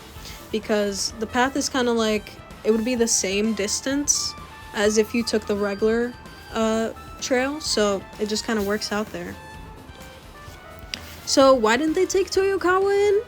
They couldn't because everything is speculation. They had no hard evidence. And they were the only 3, like, real suspects there. And, they never arrested anybody, so clearly they didn't have anyone else. That was good. So, there was a sketchbook. Oh, bless you. Bless you. Bless you. There was a sketchbook that Miura brought to, do the drawings, which he did after he had lunch. There were 2 drawings in it from the day he died. And then, what's really weird is the final picture, which is the picture we saw in the beginning of this chapter, which was the crudely done mountain scene. It even has the bent pole from when the college students messed it up. And it's, like, weird because he's a skilled artist, so, like, why would he draw like this? I don't understand. And remember, there's a grid pattern on it as well, because it was on the back of a receipt, and it was all folded up to have a grid pattern, which is a little strange. Okay, so that's definitely his work, because all his fingerprints were on it and everything. And, it's pretty on par with how the mountain actually looks. So, he's a good artist, all that jazz. So, this picture was in his trouser pocket. It's like in the wallet, and it had to have been done on the day of his death because it was on the receipt of what he had bought at the supermarket. So keep that in mind. That's how we know, even though we didn't see the pork cutlet sandwich and the bun, we know that he bought those because of the receipt. So, it has folds. So, he's like, the supervisor's like, well, people use grids to keep their stuff in proportion. So, he made grid lines on this receipt, to do just that. And that's what the police thought. But why did he draw on the back of a receipt? If he wanted to draw, why not use a sketchbook? But he didn't. So basically they're thinking he was in no condition to get his sketchbook. So he reached the 8th station. He was attacked and stabbed.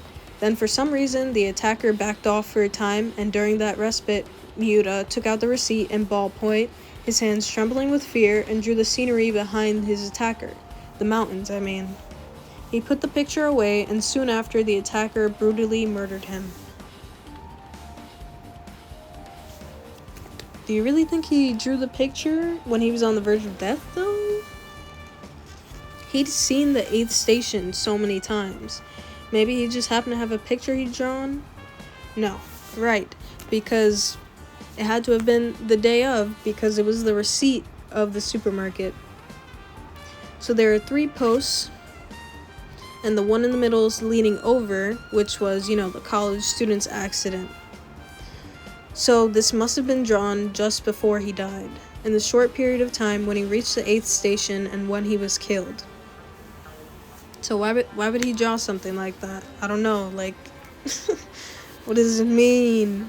So he didn't draw the murderer's face, because he probably thought, the murderer would get rid of the picture if he did that. So Iwata believes that maybe there's like a code in here somewhere, so that the murderer would see it and not get rid of the drawing.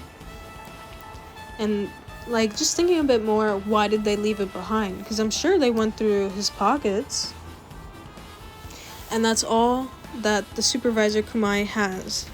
So that's like a really, that's still a lot of information there that we just learned, and it's kind of amazing that he was able to find out so much with not even being a policeman. How'd he do that? The thing is, Iwata is like still stuck on this, because he's like, none of his other pictures have used grid lines. Like, he wasn't the type to use grid lines. He was like a pretty skilled artist. He didn't necessarily need them. So why would he have like done that? Like, trying to make it more accurate. He just felt confused. He went to sleep.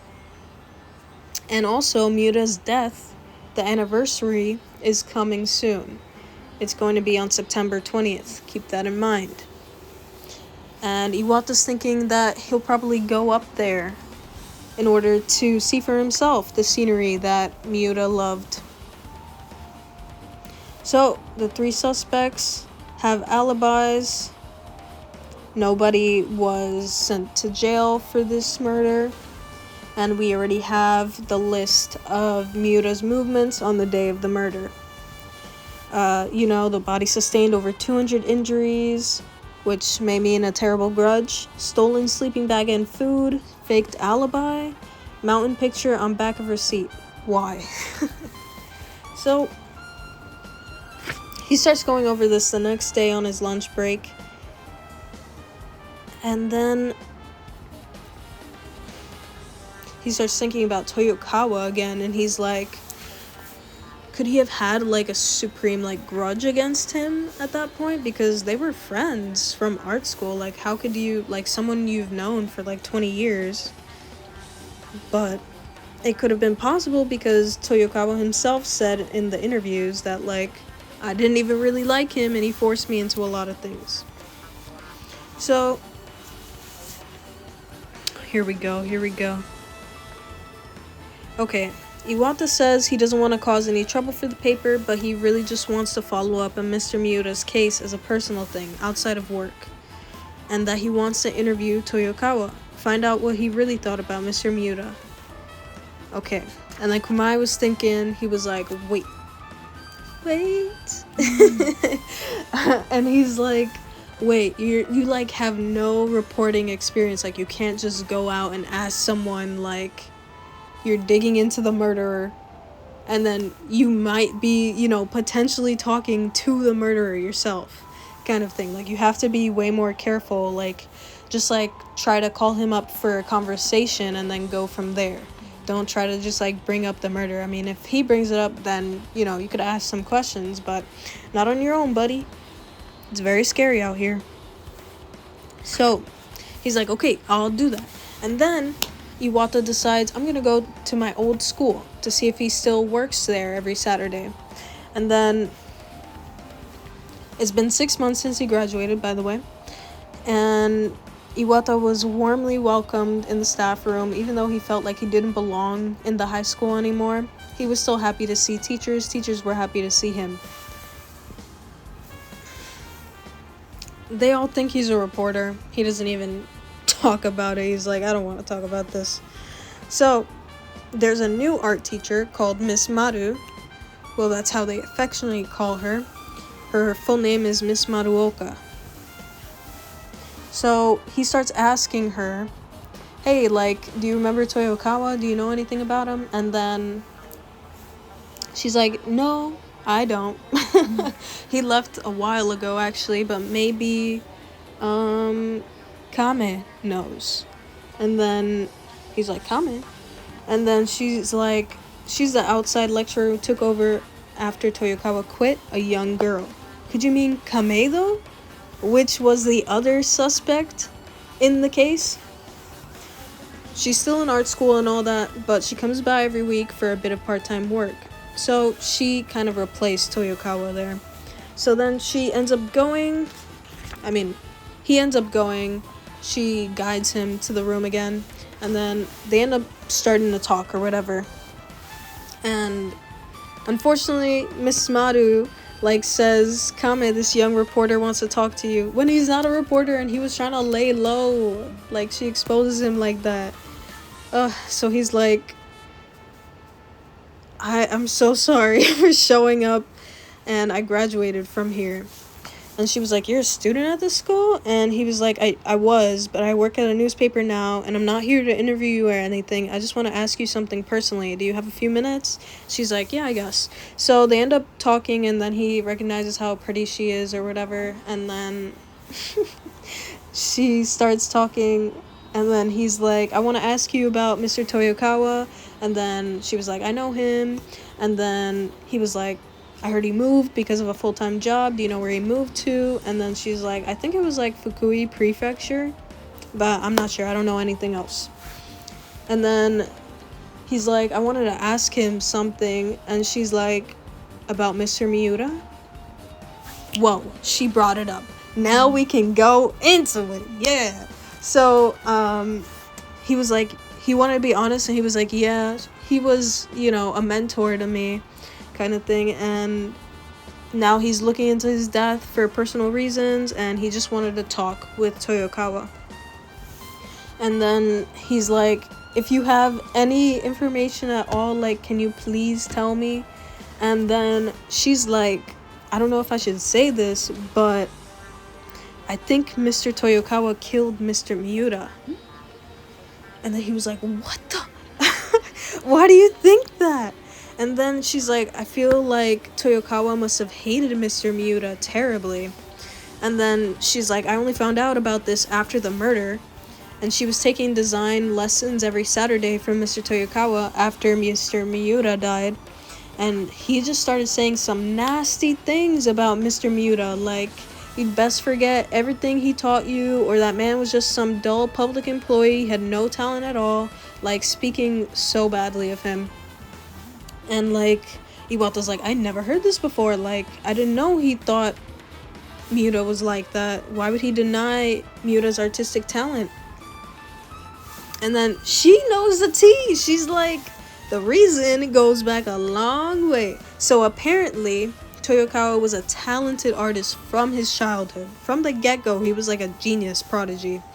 And then Mr. Miura, like, had very low grades. He barely, like, was able to scrape in, kind of thing. And he knew that Toyokawa was a better artist than him. And he never denied it. So Toyokawa actually mentored him back in the day at school. And then their relationship was more of, like, master and apprentice rather than, like, friends or classmates. So then, after graduating, the dynamics kind of flipped, because Toyokawa got a job with a Tokyo design firm, but he couldn't handle the workload and he got into a lot of fights, so he ended up quitting after a few years, and he had trouble finding a new position. Mr. Miura was like, hey, you can do part-time here to, like, make a little money, so he let him come every Saturday to do his part-time work and teach the students. So he must have, like, felt a grudge, because he was really proud. Toyokawa was really proud. And, like, back then it was, like, him helping Miura. And now it's, like, Miura's helping him. And he's like, I shouldn't have to, like, take help from someone who's, like, below me, kind of thing.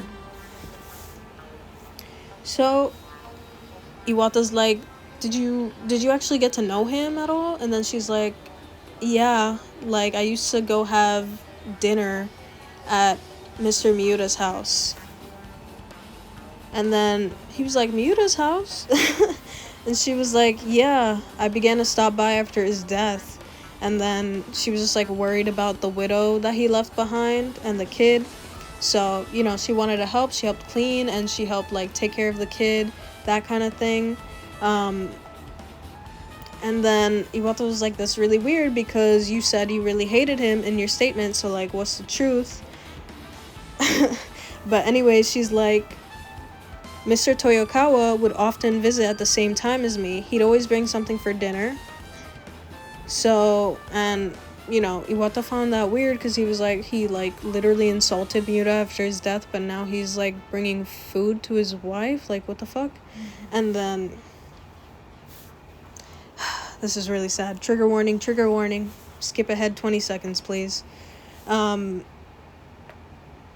Toyokawa had something else in mind, as in the wife, and he was really gross about it, so he kept making advances on her, and he always had this disgusting look in his eyes.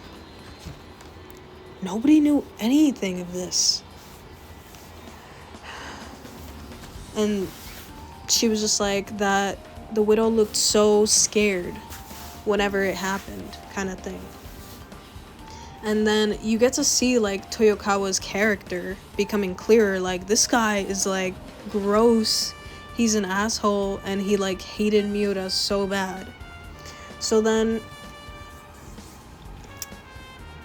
Iwata asked her, what did you think of Mr. Miura? Because you were, like, you hated him in the statement. And now you're, like, you went to his house to help his wife. Like, make it make sense. And then she's like, I loved him. I loved Mr. Miura. But I wasn't lying when I said I disliked him. He lost his temper all the time, and there was a lot I didn't like about him, but no one else was as kind to me as he was. And she started talking about her parents, how they don't get along, and then it was like Mr. Miura felt, you know, responsibility, like some kind of parental responsibility, so he treated her as he would treat his own kids, which already isn't a good sign.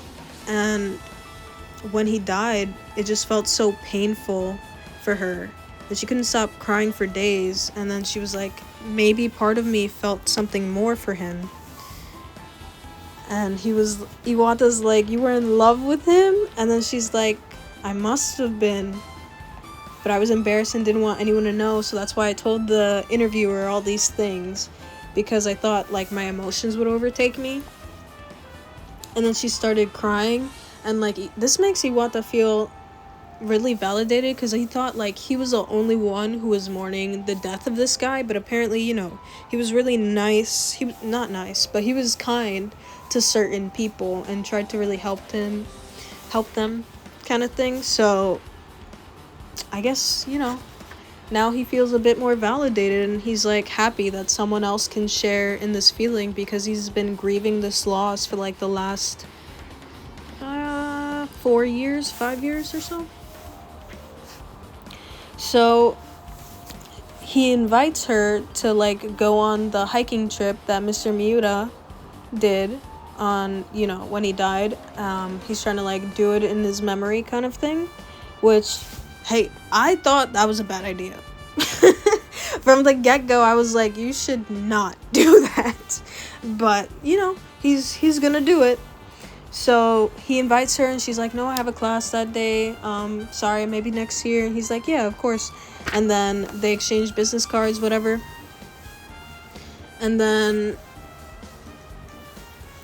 before he leaves, he sees this picture in the corner of the room, propped on a wooden easel, and then the canvas was, like, covered in tiny holes. And he asks about it, and Kamedo's like, yeah, that's, like, we have a blind student, and this, like, actually helps her draw. She can, like, feel around with, you know, all the holes and, like, know where she's actually, you know, drawing. So she made a cat blind, which was, you know, I didn't even know they had things like that, so that's pretty cool. And then she starts explaining it a bit more, and then he's like, I see, so it's possible to draw by your sense of touch alone. And then it fucking clicked for him. And then it's like the canvas full of holes reminded him of the grid on Miura's like drawing, his last drawing. So he's thinking Miura couldn't see what he was drawing. He couldn't see at that point in time. So he drew that picture. And he wouldn't have been able to see the mountains if his eyes were covered. So he couldn't have drawn them. And then he thinks like maybe his hands were tied behind his back. And that's why he folded the paper and drew by touch alone. Like once he got caught, he decided to like draw that picture last minute kind of thing. He still didn't understand it. But this part saddens me so much. But anyways, it's the morning of September 20th, right? Iwata's going on the hiking trip. He's trying to follow in Miura's exact steps. He goes and buys everything that Miura bought the day he died. Then he checked his watch and set out on the hike. He's trying to like do like a perfect like 1-to-1 when it comes to the time, so he can reach these points at the same time. So he tried to draw 2 at the 4th station, but it didn't go very well. So he was like, I'm just not cut out for art. So he kept going. He actually decides to leave a little earlier because he's like, I haven't like done this since I was a kid. Like, I don't know how long it's gonna take me. And Mr. Miura was definitely, you know, more used to this than him. So he left the 4th station, and then he was right because he ended up reaching the 6th station about, you know, a bit past 4 o'clock. So if he'd left a little later, he would have been probably too late. So then he drank some water, whatever, and he's like, I gotta get to the 6th station. So the trail became steeper, and there was like no pavement to help. So from here it gets a little hard up to the 8th station. So he kept walking. He finally got to the 8th station rest area. It was just before 5 o'clock, so he made it just in time. And then the clearing at the 8th station, it didn't have like benches or anything the way the 4th station had. It was just like a clearing, just grass, nothing else. And there was just space for tents, basically. It was an ideal camping place. And then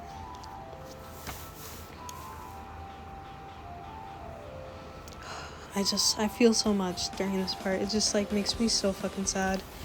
So he dropped his pack to the ground, and then he decided to look at the spot that Miura drew from his death. And if he wanted to unravel this mystery, he had to understand the message. So he took out his pencil, looked around. There was the scenery that Miura had loved, or at least that's what it was supposed to be. Basically, it's sunset at this point. The mountain scenery was simply a black mass. The sun was like beaming on it from behind, so it wasn't like lighting it up. You couldn't see it. If the sun were like up in the sky, then you could actually see all the ridges, all the mountain things and everything. But it's nighttime. All you see is like darkness, only the silhouette of the mountains. So he's like, what the fuck? So he really couldn't even see it. How did he know all these details? And so, for one, you know, Miura had been drawing this for years. So I'm sure he knows the way it's supposed to look. But he also added the broken, you know, post as well, which I found was interesting. He probably noticed it when he got there. So he kept thinking there was no way that he got to the 8th station earlier, because how would he have done that kind of thing? Like, he followed the trail exactly, and he even left earlier. So, you know, Miura was more experienced in this. How did he draw that picture? So the sun set behind the mountains, and Iwata decided to set up camp. He wondered what which Miura had intended for dinner. The expiration date on the sandwich read September 20th, 10 p.m., 10 o'clock that evening. It was about 5 now.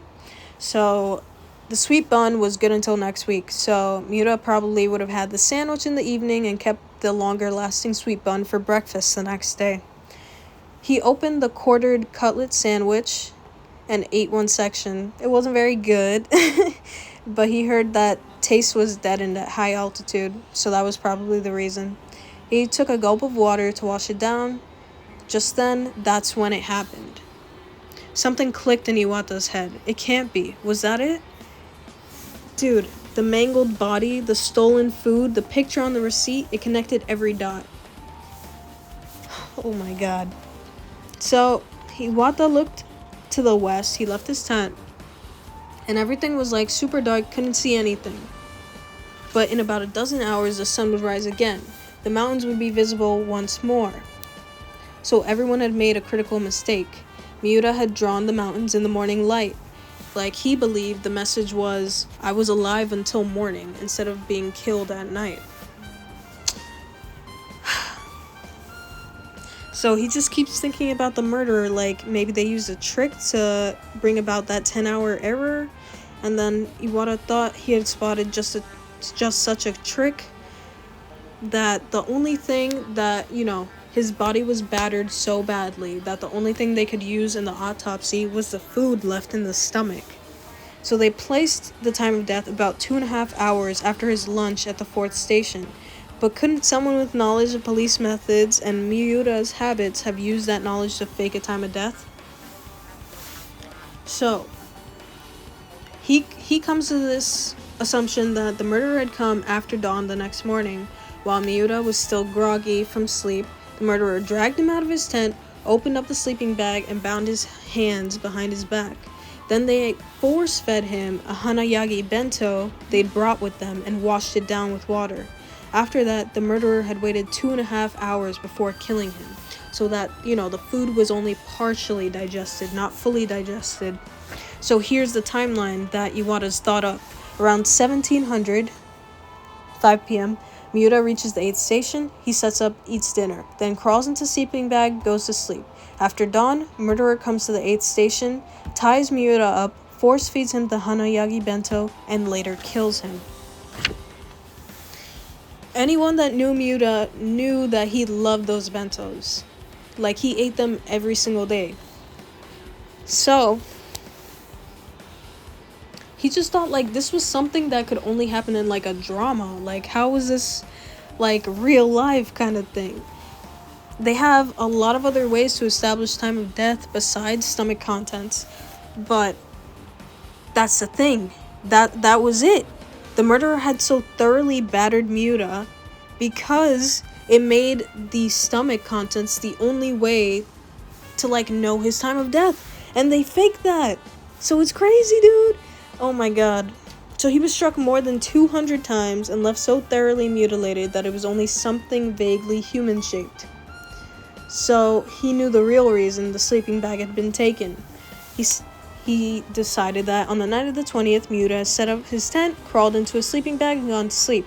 If the murderer had left the sleeping bag and tent at the crime scene, it would have been obvious that Miura had lived until morning, and the police would have quickly seen through the trick. The simple tent was easy to break down and pack away to disguise that it had been used, but there was no way to hide the traces he would have left in the sleeping bag after he'd slept in it. That's why they took it away. That was also why they took the food, because Miura ate the sandwich on the night of the 20th. So if he'd eaten it at midnight, his stomach would have been empty in the morning, so the autopsy would have found nothing. But if only the sandwich vanished from the campsite, then, someone would have made the connection, because they're like, hey, he didn't live until morning because he didn't eat the sweet bun. So that's why they stole the sweet bun. It was all to confuse the police. And that meant Miura must have drawn the mountain scenery to disprove the murderer's alibi. So, clearly, while the murderer was forcing the bento down his throat, he had caught on to the murderer's plan to hide the time of death. So he carefully crafted a dying message in that picture, So he's convinced that I survived until morning was what Miura had wanted to say. So, who was the murderer? At that time of the year, sunrise was at around 5:30 in the morning. The body was discovered at 9. So the murder must have taken place sometime between the two.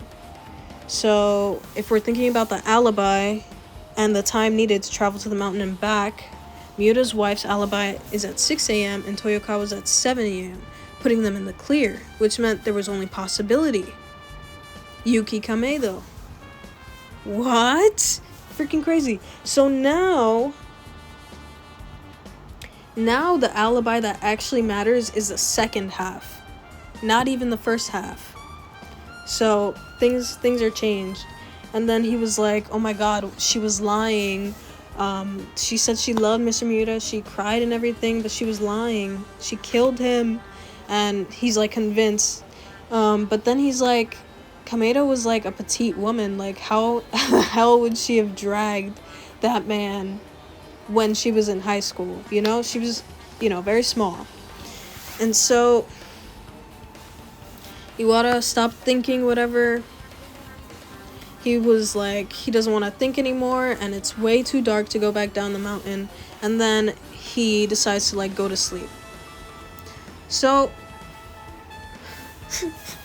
I hate this part so much. But anyways, now he wakes up, and when he opened his eyes, it was pitch dark. He heard the howling wind and chirping of insects. He tried to reach for the watch near his head to check the time. Something was wrong though. He couldn't move his hands. Both arms were trapped at his sides. He couldn't move his legs either. They were stuck together. He was like, is this sleep paralysis? And then he noticed he could move his hands and his head and his eyes and his mouth. So he was like, only his arms and legs were frozen. So not sleep paralysis. What the fuck was happening to his body? And then he woke up fully. The sensations became clearer. He felt some kind of pressure on his arms and legs, as if they were tightly bound. And then Iwata understood. Take a look at this picture. He was tied while he was in his sleeping bag, bound at the arms and feet. So he could barely move his hands, and he's just like stuck in there. He can't really get out.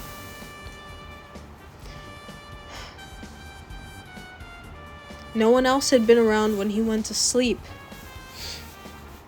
He moved his head around to see. When he looked down at his feet, his heart skipped a beat. Someone was there. Someone was sitting at his feet. He couldn't see their face, but they were small, with long hair. A woman. The blood froze in his body. He remembered. He had told Yuki Kamedo he would be here tonight. Suddenly, the woman raised her arms above her head. She was holding something jagged and lumpy. One of the rocks had been rolling around on the trail. In the next instant, it came down on Iwata's legs with terrible speed. Thunk! With the sound came a terrible pain in his shin. He gasped. And then she kept freaking hitting him in the knees, the shins, with a fucking rock. And he was like, until like his legs were broken. And he was in so much pain. He resisted with all that he had. He thrashed his body around. And the woman ended up sitting down on him, pinning him down. And over, the rock came down. Thunk, thunk, thunk, thunk. Multiple thunks. And then the ceaseless agony squeezed his chest. He panted desperately, trying to get air into his lungs. So he suffocated for a bit. Amid the pain and the terror, he lost consciousness. Now he wakes up again. The star-filled heavens spread before him. So it's still nighttime at this point in time. It's still night when he's being attacked here. And he's outside now, so she must have dragged him outside of the tent when he was unconscious. So he had to get away, but he couldn't move. The pain was gone. All sensation was gone. Everything just felt like heavy iron on his body. He couldn't raise his upper body. A soft but firm weight pressed down on his chest. The woman was sitting on him. Terror and despair filled Iwata's mind as he finally understood. How could a petite young woman have killed Miura? Because he was in a sleeping bag. If you tied something like a rope around in a sleeping bag, then you could completely immobilize someone. The revelation solved another riddle too. This was how Miura had drawn the picture. His arms and legs were bound, but he was still able to use his hands to remove the pen and receipt from his pocket and desperately draw the picture inside the sleeping bag without the murderer noticing. That way he could leave behind a message. Then he heard a voice.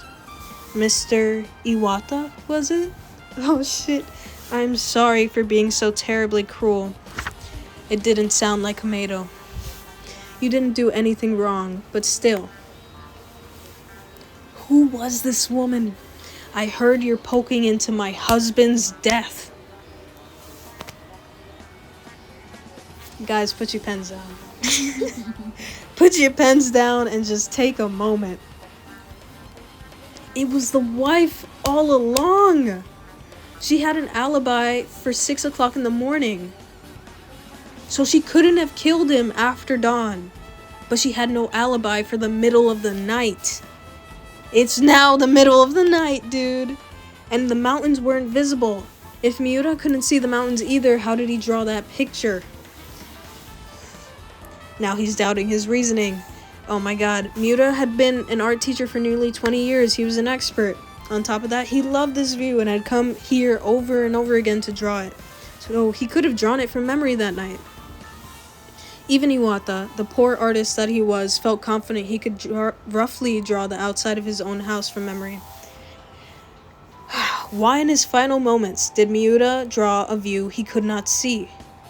The voice came again. You're trying to destroy our happiness. Our? You're getting in the way of Haruto and me living our lives. Haruto, he remembered that name. Miura's son, his only child.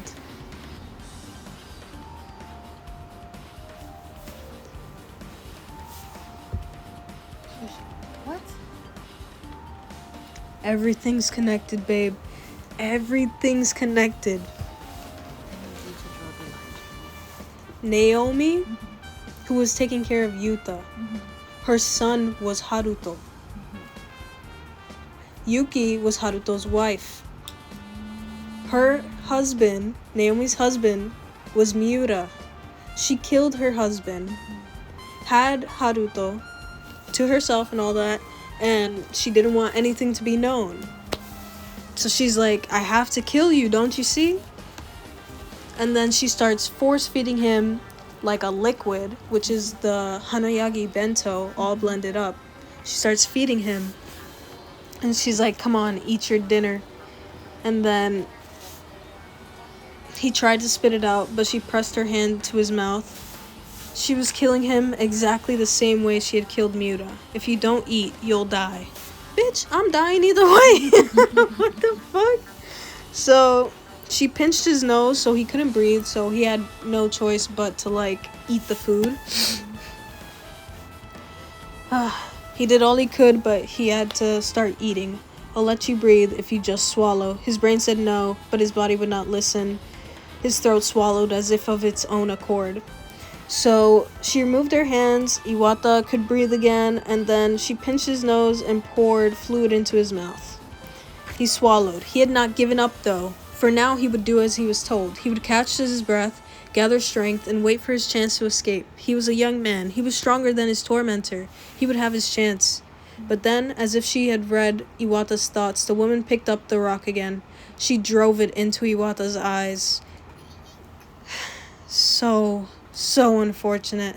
He tried to blink. He felt blood leaking from his eye. It was all going wrong. He could not move. He could not see. But he refused to give up. He knew he would have a chance. He could turn it around. He still believed it. But he had another thought. If he died here, as a journalist, he had to leave something behind. Some information. So inside his sleeping bag, he moved his hands. He got the pencil and the receipt from his pocket and folded the paper into a grid shape like Miura had done. Using his fingers to feel the position of the folds, he began to draw. He had to draw, to tell whoever found it who had killed him and Miura. On September 21st, 1995, 3 years after the murder of Yoshiharu Miura, the body of a man was discovered at the 8th station of Mount K in L Prefecture.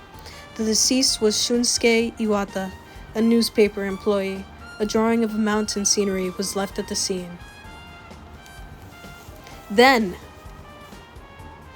5 days later, September 26th, the body of a man was discovered in his room in an apartment complex in Fukui Prefecture. The deceased was 43-year-old Nobuo Toyokawa. Tests revealed massive amounts of sleeping pills in Toyokawa's system. Police have ruled it a suicide. A short letter, believed to be a suicide note, was found in the room. He says, "I'm sorry. I'm the one who killed Yoshiharu Miura and Shunsuke Iwata. I hope my death will serve as penance. Goodbye. Nobuo Toyokawa." It had been typed on a word processor. See, that's strange, because if it was actually him, why didn't he just write it himself? And now, we're back to the present time, April 24th, 2015. After... What was that sound? Okay, never mind. Naomi Kono, this is Naomi Kono after she stabbed the man that came into her apartment. And then she was like, he looks familiar, and she's like, "Who are you?" And then he's like, "I guess it's no wonder you don't remember. It's been over 20 years since we met, since I interviewed you." It was the reporter, Kumai. So, he's like, "Naomi Miura, sorry, right, you're using your maiden name, Kono. Took me a while to find you." Oh, she'd only met him once after the murder. And she's like, "What are you doing here?" And he was like, "While back, you paid a visit to a guy under me, man named of Iwata, remember?"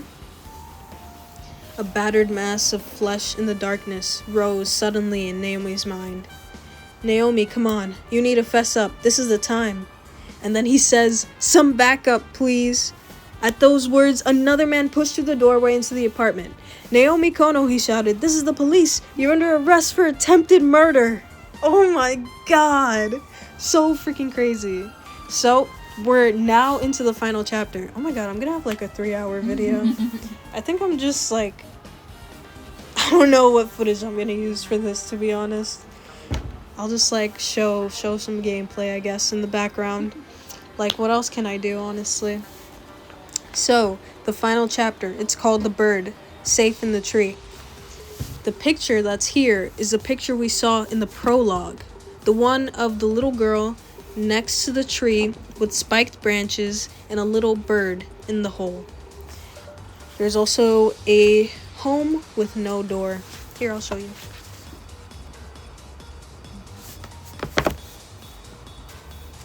So, we're gonna get into Naomi Kono's backstory now and figure out everything that actually happened. Naomi sat in the cold detention cell and stared, blank-faced, at the wall. So, it's several days after she stabbed Kumai, who apparently shattered her family's peace, in air quotes, because what? That's so insane. So, her life replayed in her mind's eye, flashes of events speeding by like a magic lantern. The first memory was from her childhood. So, back then, she knew that she was a child of a happy home. She lived in one of Tokyo's best districts, and her father was a sincere, gentle man. He loved her, and her mother was always standing by him with a kind smile on her face, and she was a beautiful woman with long, black, lustrous hair and pale skin. On Parents' Day, she was like really happy that her mom was there because she was prettier than all the other moms. And then on her 10th birthday, her parents took her out for dinner, and she was like, well, they were like, "We're gonna get you your present, what do you want?" And then she thought it over, and she was like, if I got like one chance, I'm gonna go big or go home. And she's like, "I want a finch." If you don't know what that is, it's a little bird. She saw it in the pet store, and then he's like, "Well, I guess if your mom says it's okay," because she notoriously hates pets.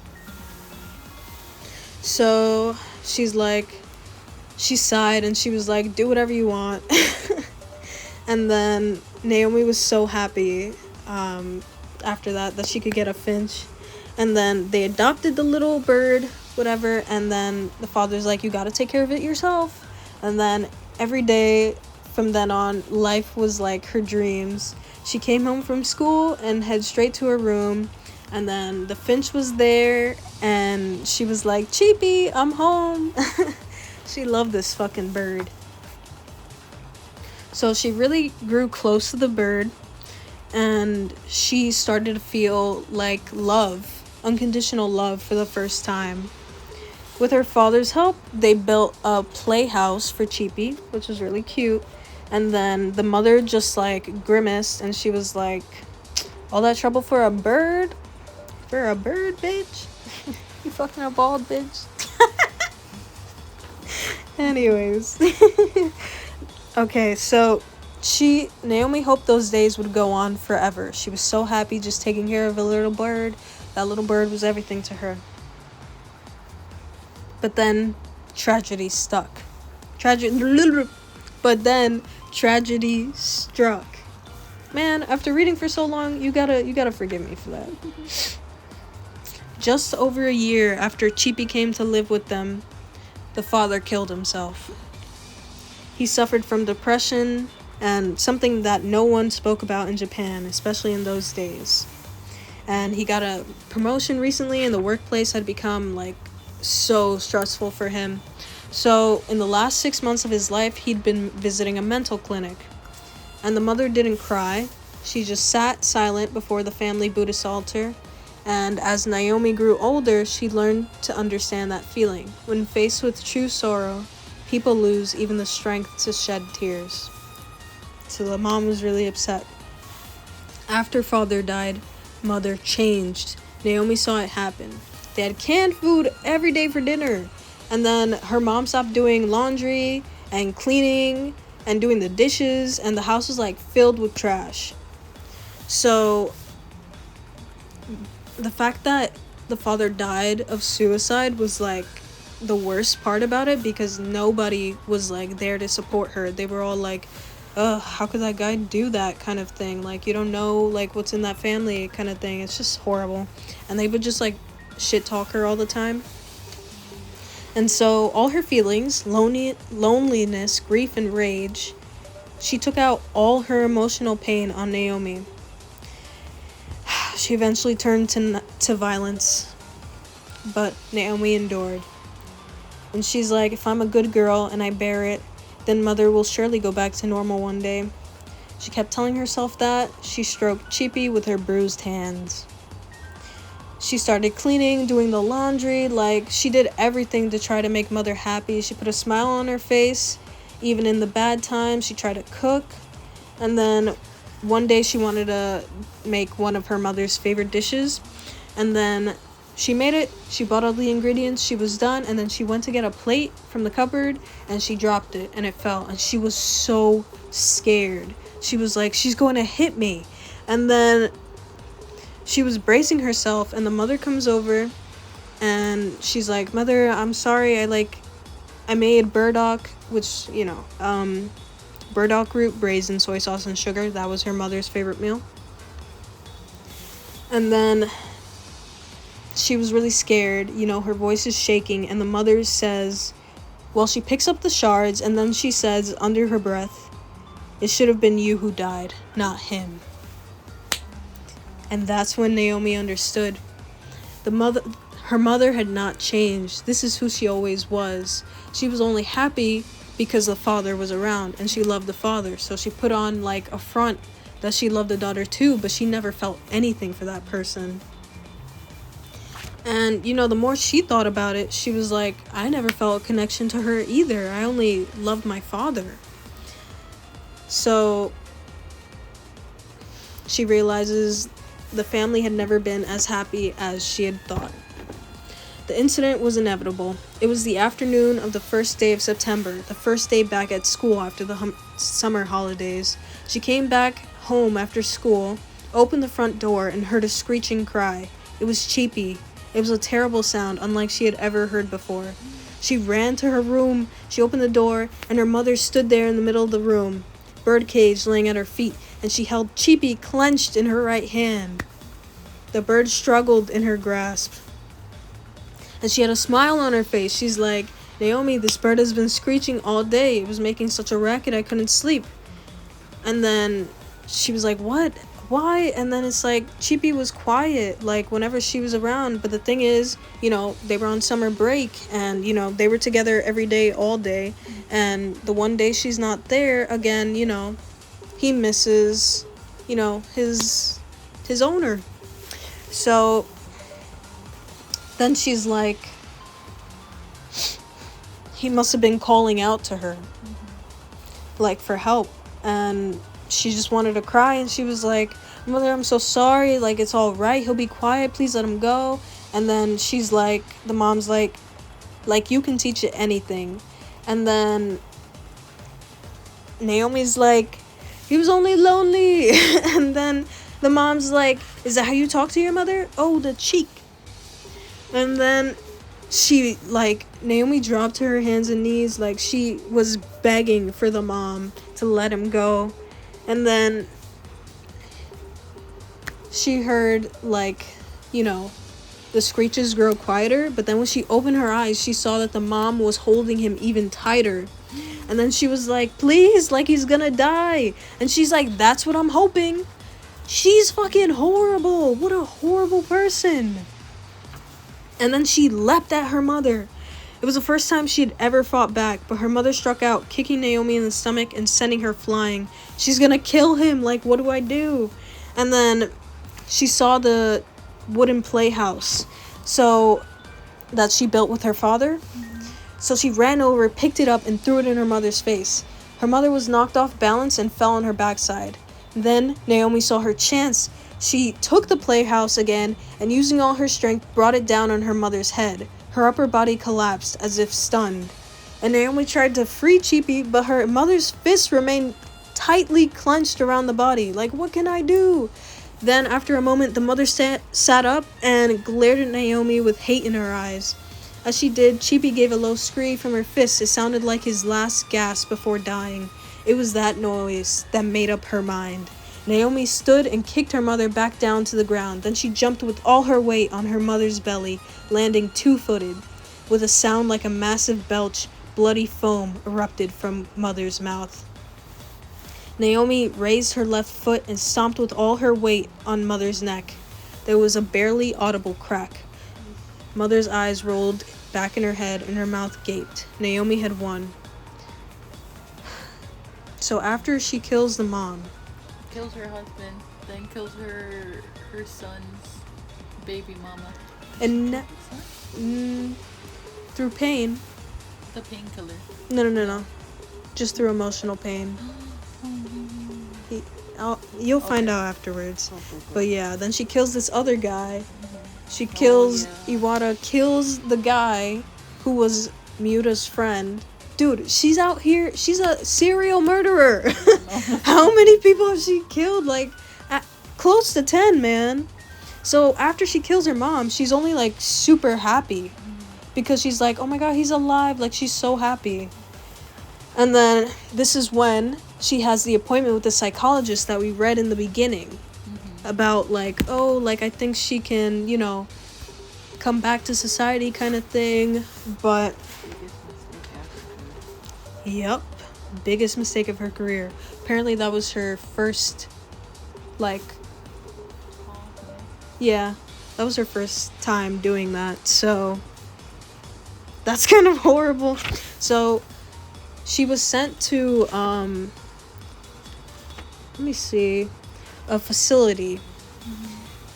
So it was strict and highly controlled, but it was better than living with her mom. And she also got to still see Chippy every day. Like, they kept him in the staff room, and she was still in charge of, like, taking care of him and everything. So she was just happy that she could still see him. And then in the autumn of her 6th year, Chippy passed away. And she said, thank you. You gave me the strength to go on. She buried him. Naomi graduated high school, left the facility. She rented a cheap apartment in the city and began attending nursing school to become a midwife.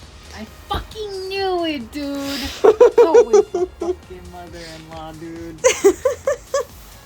So everyone's like, Naomi, your maternal instincts are so strong. I can see you in a caring profession. I think you'd make a great midwife. So she ended up going to nursing school. Mm-hmm. Wait, so are they actually like a nurse then? Sometimes they are. Sometimes they do go through extra qualifications. I don't know if they have to. Interesting. So semi there, we'll say that, because she's still a midwife who like only focuses on delivering babies.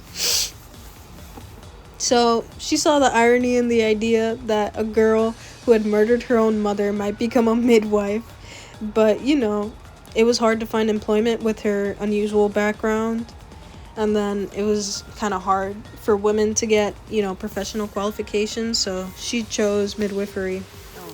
So some are qualified as nurses, and then there are like certified midwives that you have to go through like a bachelor's degree and can go through like more schooling. I don't really know if she like, you know, was able to do that.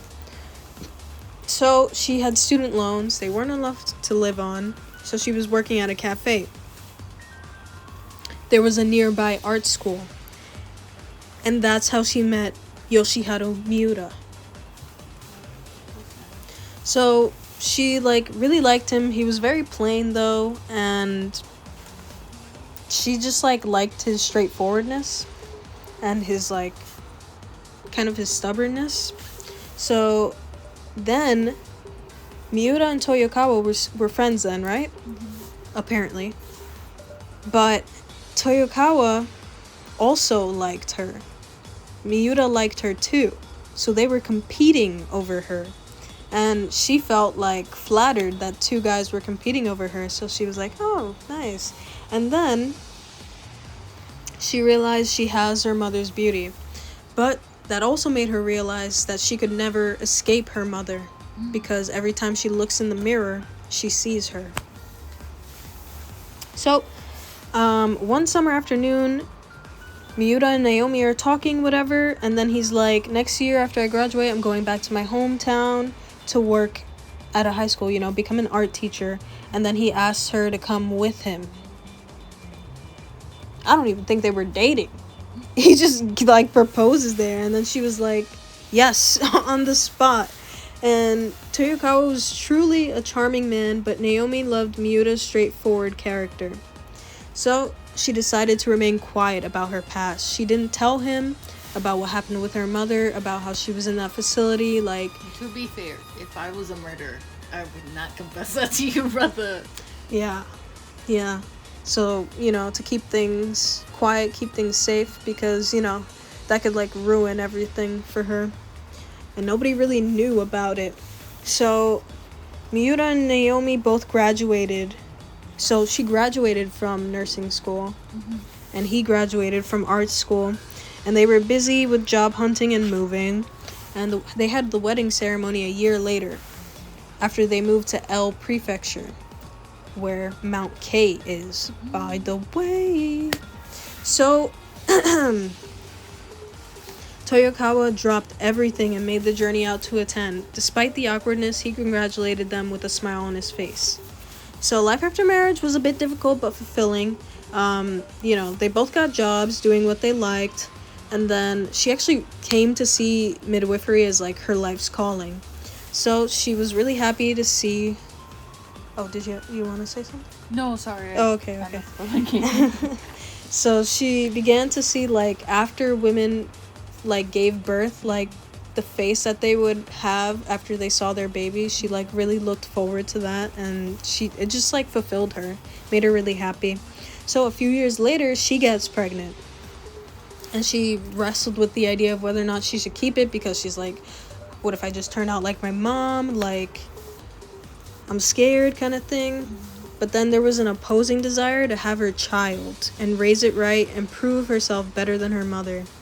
So basically, she had a child. You know, her motherhood began out of a desire for revenge. So when she finally held her baby on the delivery table, she was like so freaking happy, dude. it felt the same as when she like had Chippy. So, you know, it's that unconditional love that rises up. They named the son Haruto, and then she was just so happy. She knew she was never gonna hurt this kid. Like, she just wanted the best for him. And then as he grew, she saw he was a little different, that he liked to stay in his room and read, that he was a little, you know, aloof, that he didn't really like going outside, doing outdoorsy things, and that the dad kept, you know, forcing this on him. So he had no friends at school, and the dad would always be yelling at him, always scolding him for like doing what he wanted to do. And Naomi took the opposite approach, you know, like doing everything that, giving her son everything that he wanted, basically. Like, if he wanted to stay inside, she would support that kind of thing. And so the relationship between Miura and Naomi got pretty bad, actually. And then one day, Haruto ran into the kitchen and went to Naomi, and she was like, "What happened? Tell me." And then he was like, on the verge of tears, "Papa hit me." And then Naomi went to confront him, and he was like, "I just wanted him to go out and play." And then he just turned and stuck out his tongue at me. So he decided to beat him, because he showed that kind of attitude. He was disrespectful. Dude, he's like a child. Like, what? And she's like, "You hit him for that?" And then he's like, "Spare the rod, spoil the child. The way I see it, when a child passes the age of 10, their ego starts to rear up. If all you do is talk to them, they won't listen at all. From now on, he'll get the physical discipline he needs. It's a parent's duty." Yeah, she couldn't even believe what she was hearing. She was like, "What the fuck?" And so this went on for a couple years. One day, well, you know, he would take him out, force him to go outside. He wouldn't even listen to the kid. So she knew he wasn't doing it out of malice, but like the way he was going about it was so wrong. So she wanted to have a divorce, but she couldn't, because if, you know, they started digging into her past, Haruto would most definitely go to the father, and the father would just keep on beating him, making his life miserable. So she was like, "I gotta kill my husband." I'm sorry, that is crazy, but also, Listen, she killed her mom. yeah. It felt nothing. So, like, I mean, yeah. So she knew that he was going up hiking. And she was like, it was September 20th, you know, that day. The night before, she packs his bag and everything. And then we're swapping to Kamui's perspective in 2015, May 8th. After he's, like, been, you know, trying to recover from the stabbing. And so a new patient comes into the room. And then they end up, like, talking every so often. And what is his name? Kumai starts thinking about Iwata's funeral and how, like, he wanted to say to the grandfather, you know, his only relative, like, "It's my fault your grandson died. If only I'd never talked about that murder. If only I'd never mentioned going back to his high school." But he never told them. He just felt so ashamed. And the circumstances of his death were identical to Miura's. So they investigated as a second murder by the same perpetrator. And then their prime suspect in the Miura murder, Nobuo Toyokawa, committed suicide and then left a note written on a word processor confessing to both crimes. So they were like, "Oh, the murderer is dead. Case closed." But, you know, Kamui's still like, Kumai, sorry. He's not like believing this. So basically the police are like, September 1995, Iwata visited his old school, met Yuki Kamedo, and asked for Nobuo Toyokawa's address. Since she didn't have it, the following day she visited Naomi Kono, who also had known Toyokawa, to ask for the address, but Kono did not know it either. She did know his phone number though, so she called him to ask, and when she did, she told him a man named Iwata is looking into that old case. Tomorrow, on the anniversary of Miura's death, he's planning to climb Mount K in memory of my husband. Toyokawa heard that. He grew afraid that his past crime would be discovered, so he decided to kill Iwata. The day of the memorial hike, he killed Iwata in the same place as Miura, using the same method. But then he found himself unable to live with the guilt and took his own life. That's what the police think. I think they're way off base. I mean, obviously, because we know that she ended up killing everyone. But yeah, it's crazy. So then Kumai's like thinking like, why would he use a word processor though? Like, why wouldn't he just like write it out? So something feels strange about that. So he thinks like the murderer was someone else. Like the real murderer had taken the word processor to Toyokawa's house, killed him in a way that looked like suicide, and used it to write the fake note to disguise their handwriting. So the police had thought of that as well, but in the end, they decided Toyokawa had indeed committed suicide. So, they stopped investigating. These pigs, man. Too lazy to continue and find out the truth, I swear. So he wanted to look further into Iwata's murder because, he felt responsible for him. And he's like, if the police won't do it, then I'll chase down the truth for them. So he starts researching the case and all that. And then he was like, oh, the most important clue for Kumai's private investigation was the picture Iwata left behind. He drew the mountains, remember? Mm-hmm. On the back of the receipt. He had made folds in the paper. In other words, he had mimicked Miura's actions. But why? What had Iwata been trying to show with this picture? Mr. Kumai, here's your new neighbor. So, he gets a new neighbor. They talk for a bit or whatever. And then Kumai's just he's thinking about Iwata, which, makes me so sad because it's, that was, his junior, and he actually, really cared for him, and he saw himself in that kid. Mm-hmm. And he's just thinking, if you'd been put in the editorial department like you'd wanted, you'd have made one hell of a reporter. Because he literally figured everything out, dude. I mean, unfortunately, it had to happen to him for him to understand what happened. Mm-hmm. But honestly, think about this. Just fucking think about this. If I hear someone was murdered at some point in the place, and I go to the place, I would not stay there. I would not stay there overnight. I wouldn't even go. If the girl said she's not going, I wouldn't go alone.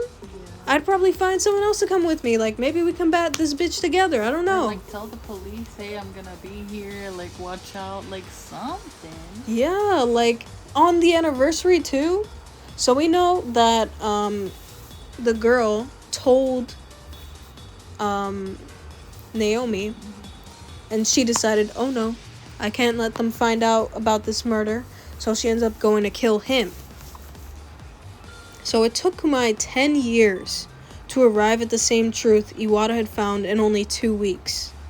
The trick of faking the time of death, the reason for the stolen sleeping bag and food, and for the horribly mutilated body. Kumai grew convinced that Yuki Kamedo was the real murderer. So, if the crime had occurred after dawn on the 21st, both Toyokawa and Naomi were in the clear. The only one of the 3 suspects who didn't have an alibi was Kamedo. He thought he had solved it. But, his theory was nothing more than a guess. And he needed some evidence here. So, he ends up digging into Kamedo, but he couldn't find anything that could connect her to the murder. So, it's also what tricks could a young girl like that use to erase every trace of a murder? And then he made no progress, whatever. So a turning point came a few years later. He found the lead that solved it all in the most unexpected place. So he was watching television, and then they're talking about perfectly recreating any scene that a person has seen one time. So drawing from memory. He thought about it more and more. So he tried to just draw it himself. So he got a pen and a memo pad, and he tried to sketch the view from the 8th station on Mount K from memory. He surprised himself by more or less succeeding. But it was obvious, because he had been looking at Iwata's picture that he drew all these years. Iwata had been looking at the picture that Miura drew all these years. And Miura had been looking at that same site for so many years. So they've like burned it all into their memories. They can draw it from memory at this point. So now he's questioning, why would the murderer leave this behind, kind of thing. Like, why would they make the same mistake twice, leaving the same picture behind? And then he thought, wait. She wanted them to think that it happened at dawn, because it really did happen in the middle of the night. So she figured that those pictures only like corroborated with the rest of her story, kind of thing. Like, you know, basically the food digesting, like dying, whatever. But then next morning, if they decided like the food wasn't real, then she had this picture that they drew to fall back on, to be like, yeah, it was definitely in the morning, because how else could they have drawn that? Exactly what everyone else said. So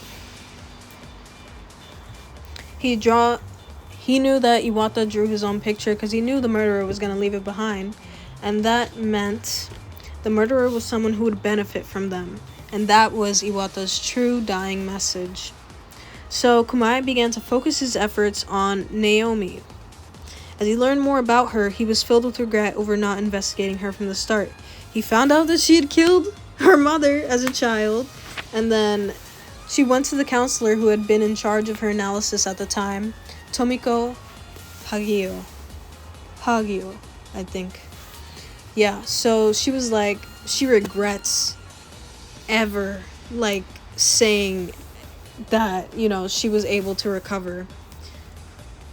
She felt so bad. She regretted it. She was like, this was my first thing, and like, you know, I feel like so horrible. It was my fault. So the child was the motive for her murder. There was always someone to protect. So she ended up killing Miura to protect her child.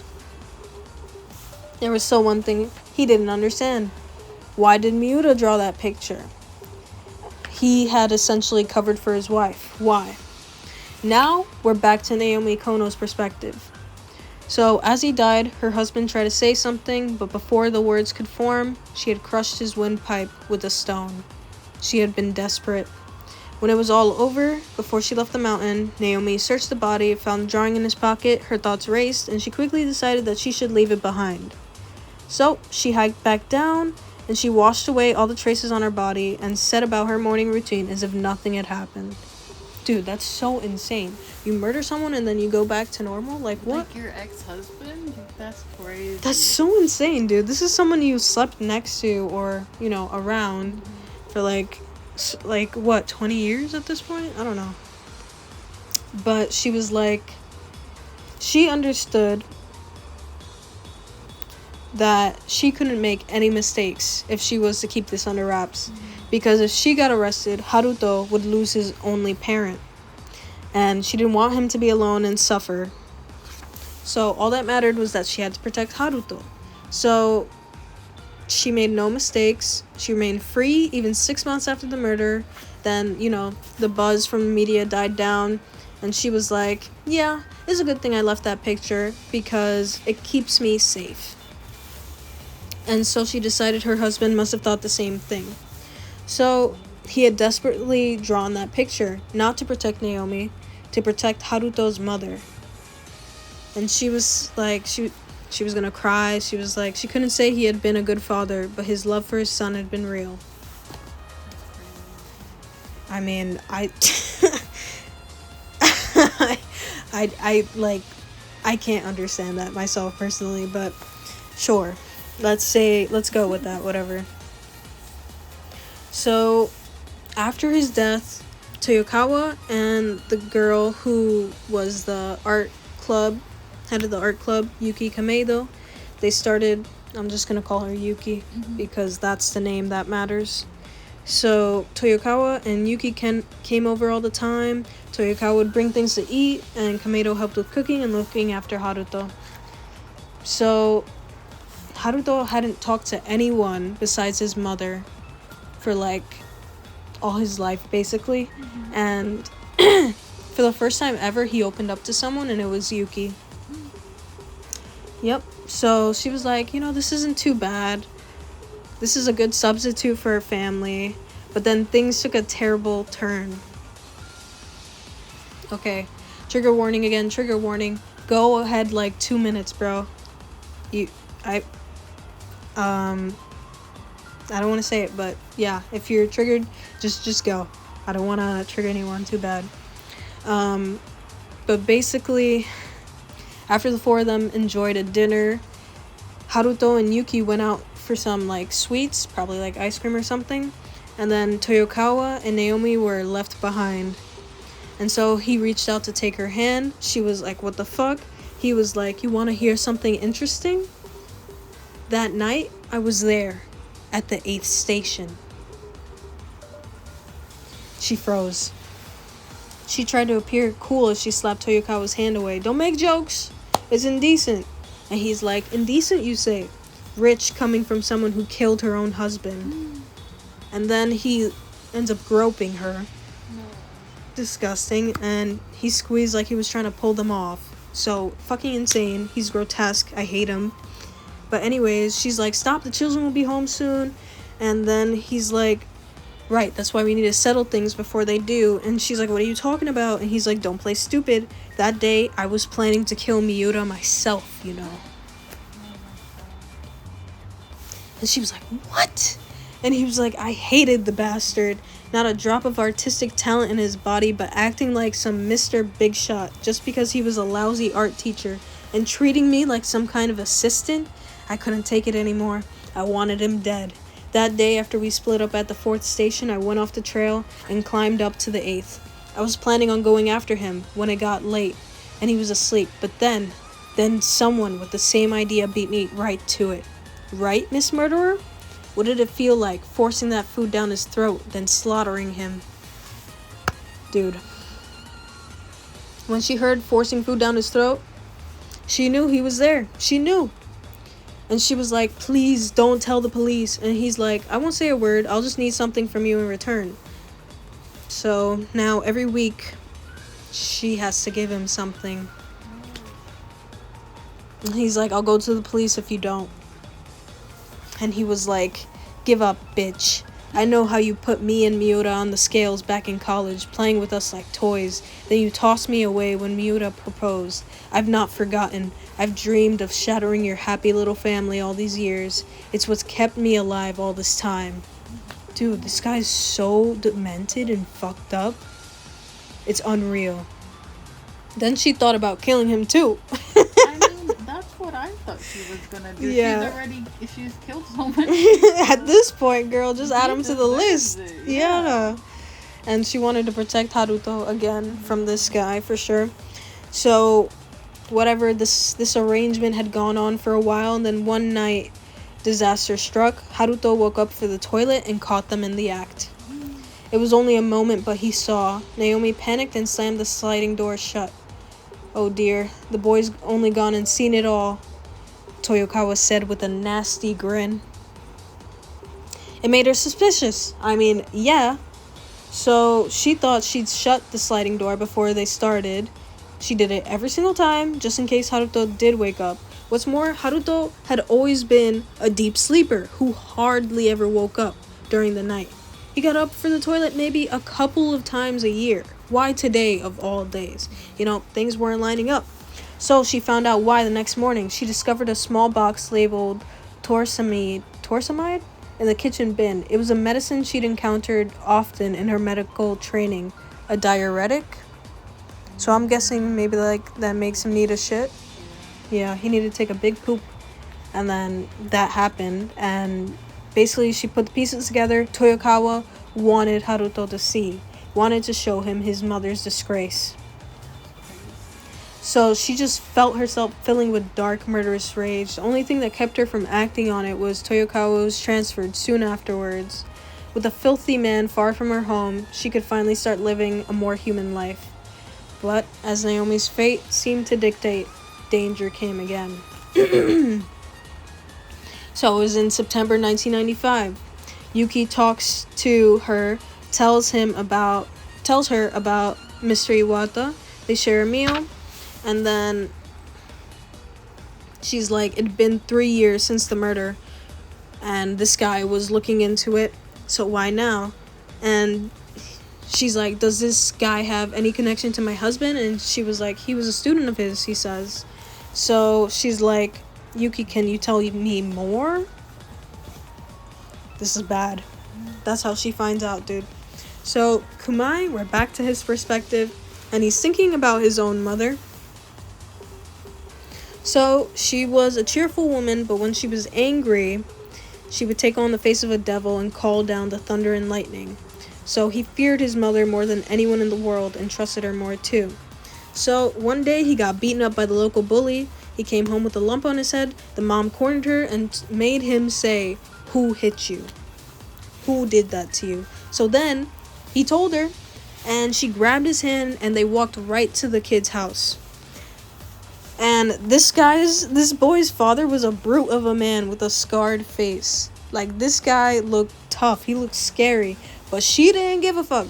She looked at him and bombarded him with complaints, on the verge of grabbing the man by his collar. And she could, Kumai could tell that she might have killed him if the wife of the man hadn't stepped in and stopped it. So, even at an age like that, he felt it. So, like, what made his mother and Naomi's mom different? If his mother had made one wrong move, she might have turned out the same. Oh no, his mother and then Naomi. Comparing the two.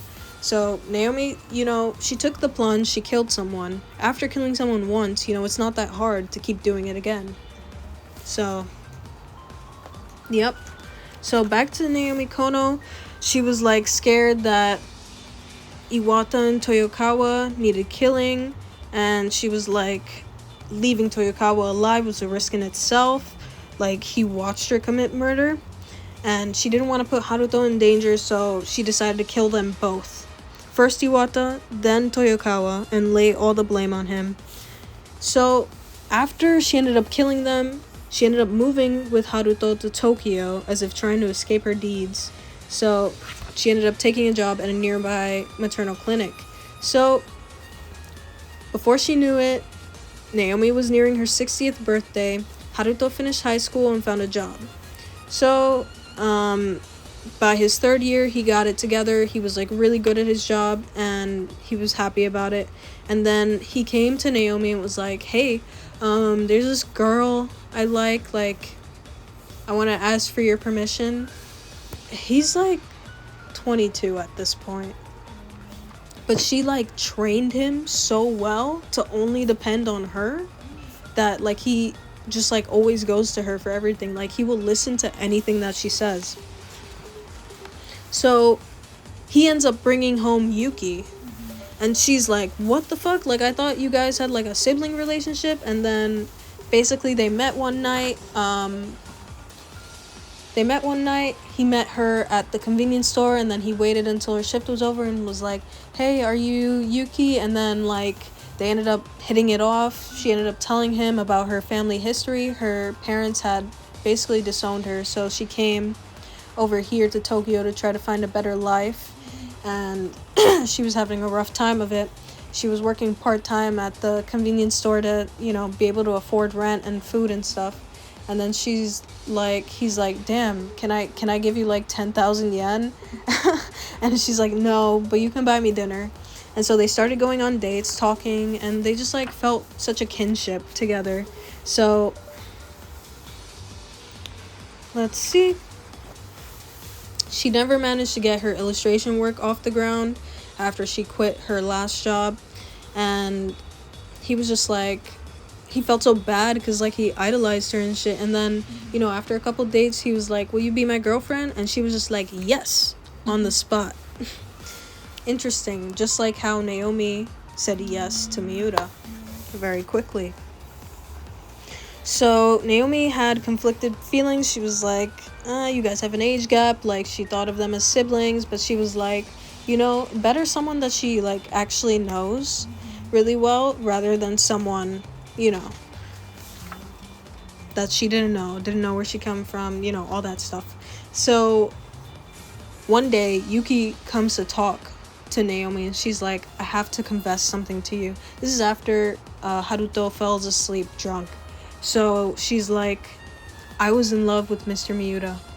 And then Naomi's like, my husband? My late husband? And she's like, yeah, I started in my first year at school. I wore my hair short, but when he mentioned his wife wore hers long, I grew mine out. I did this. And she stroked her long hair. Why would she say that? She was like, when she saw Haruto, that it was crazy. It was like Mr. Miura had come back to life. And Naomi was like, I suppose he has his father's looks, these last few years especially. And then Yuki's like, oh, but don't get me wrong, I'm not in love with him as a substitute. Like, I fell for him and who he is. And she just thought, like, if we're gonna be living together, like, I should tell you the truth.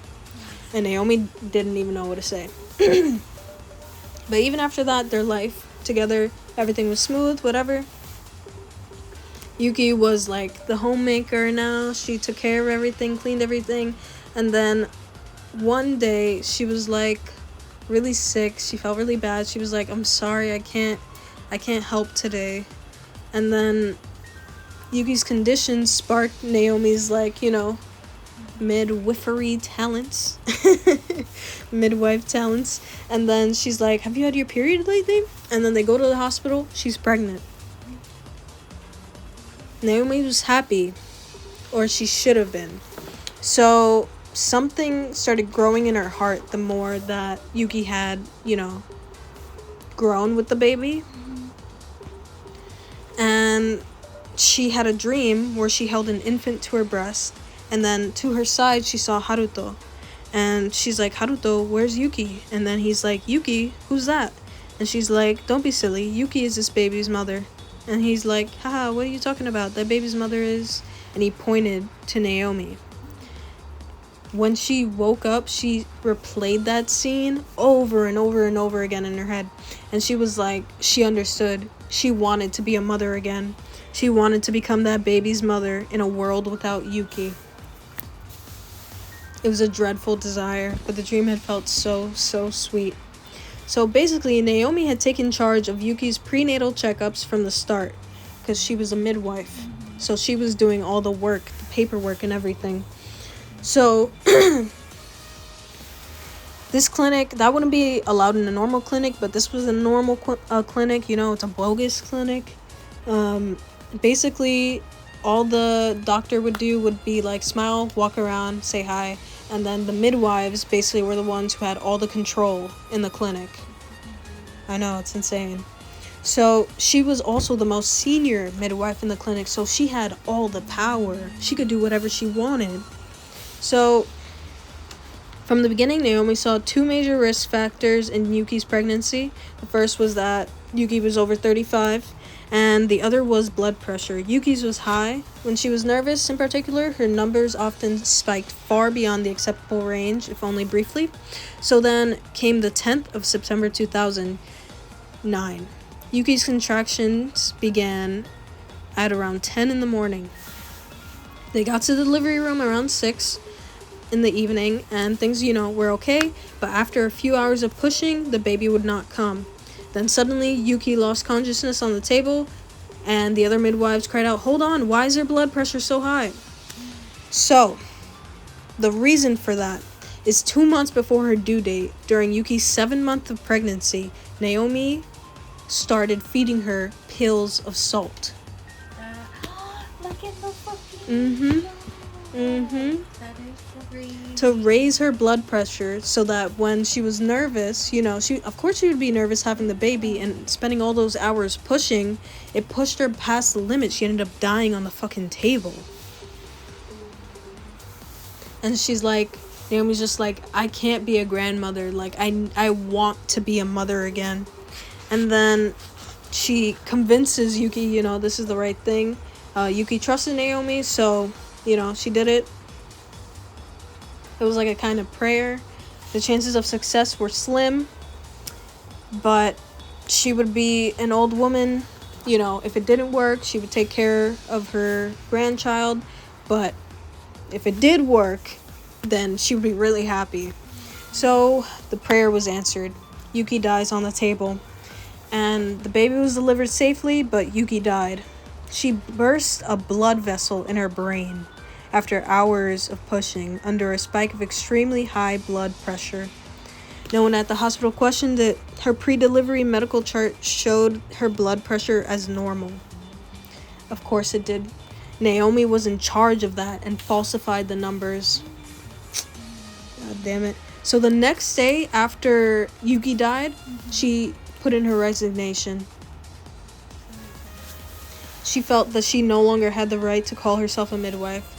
Bitch. There's so much here.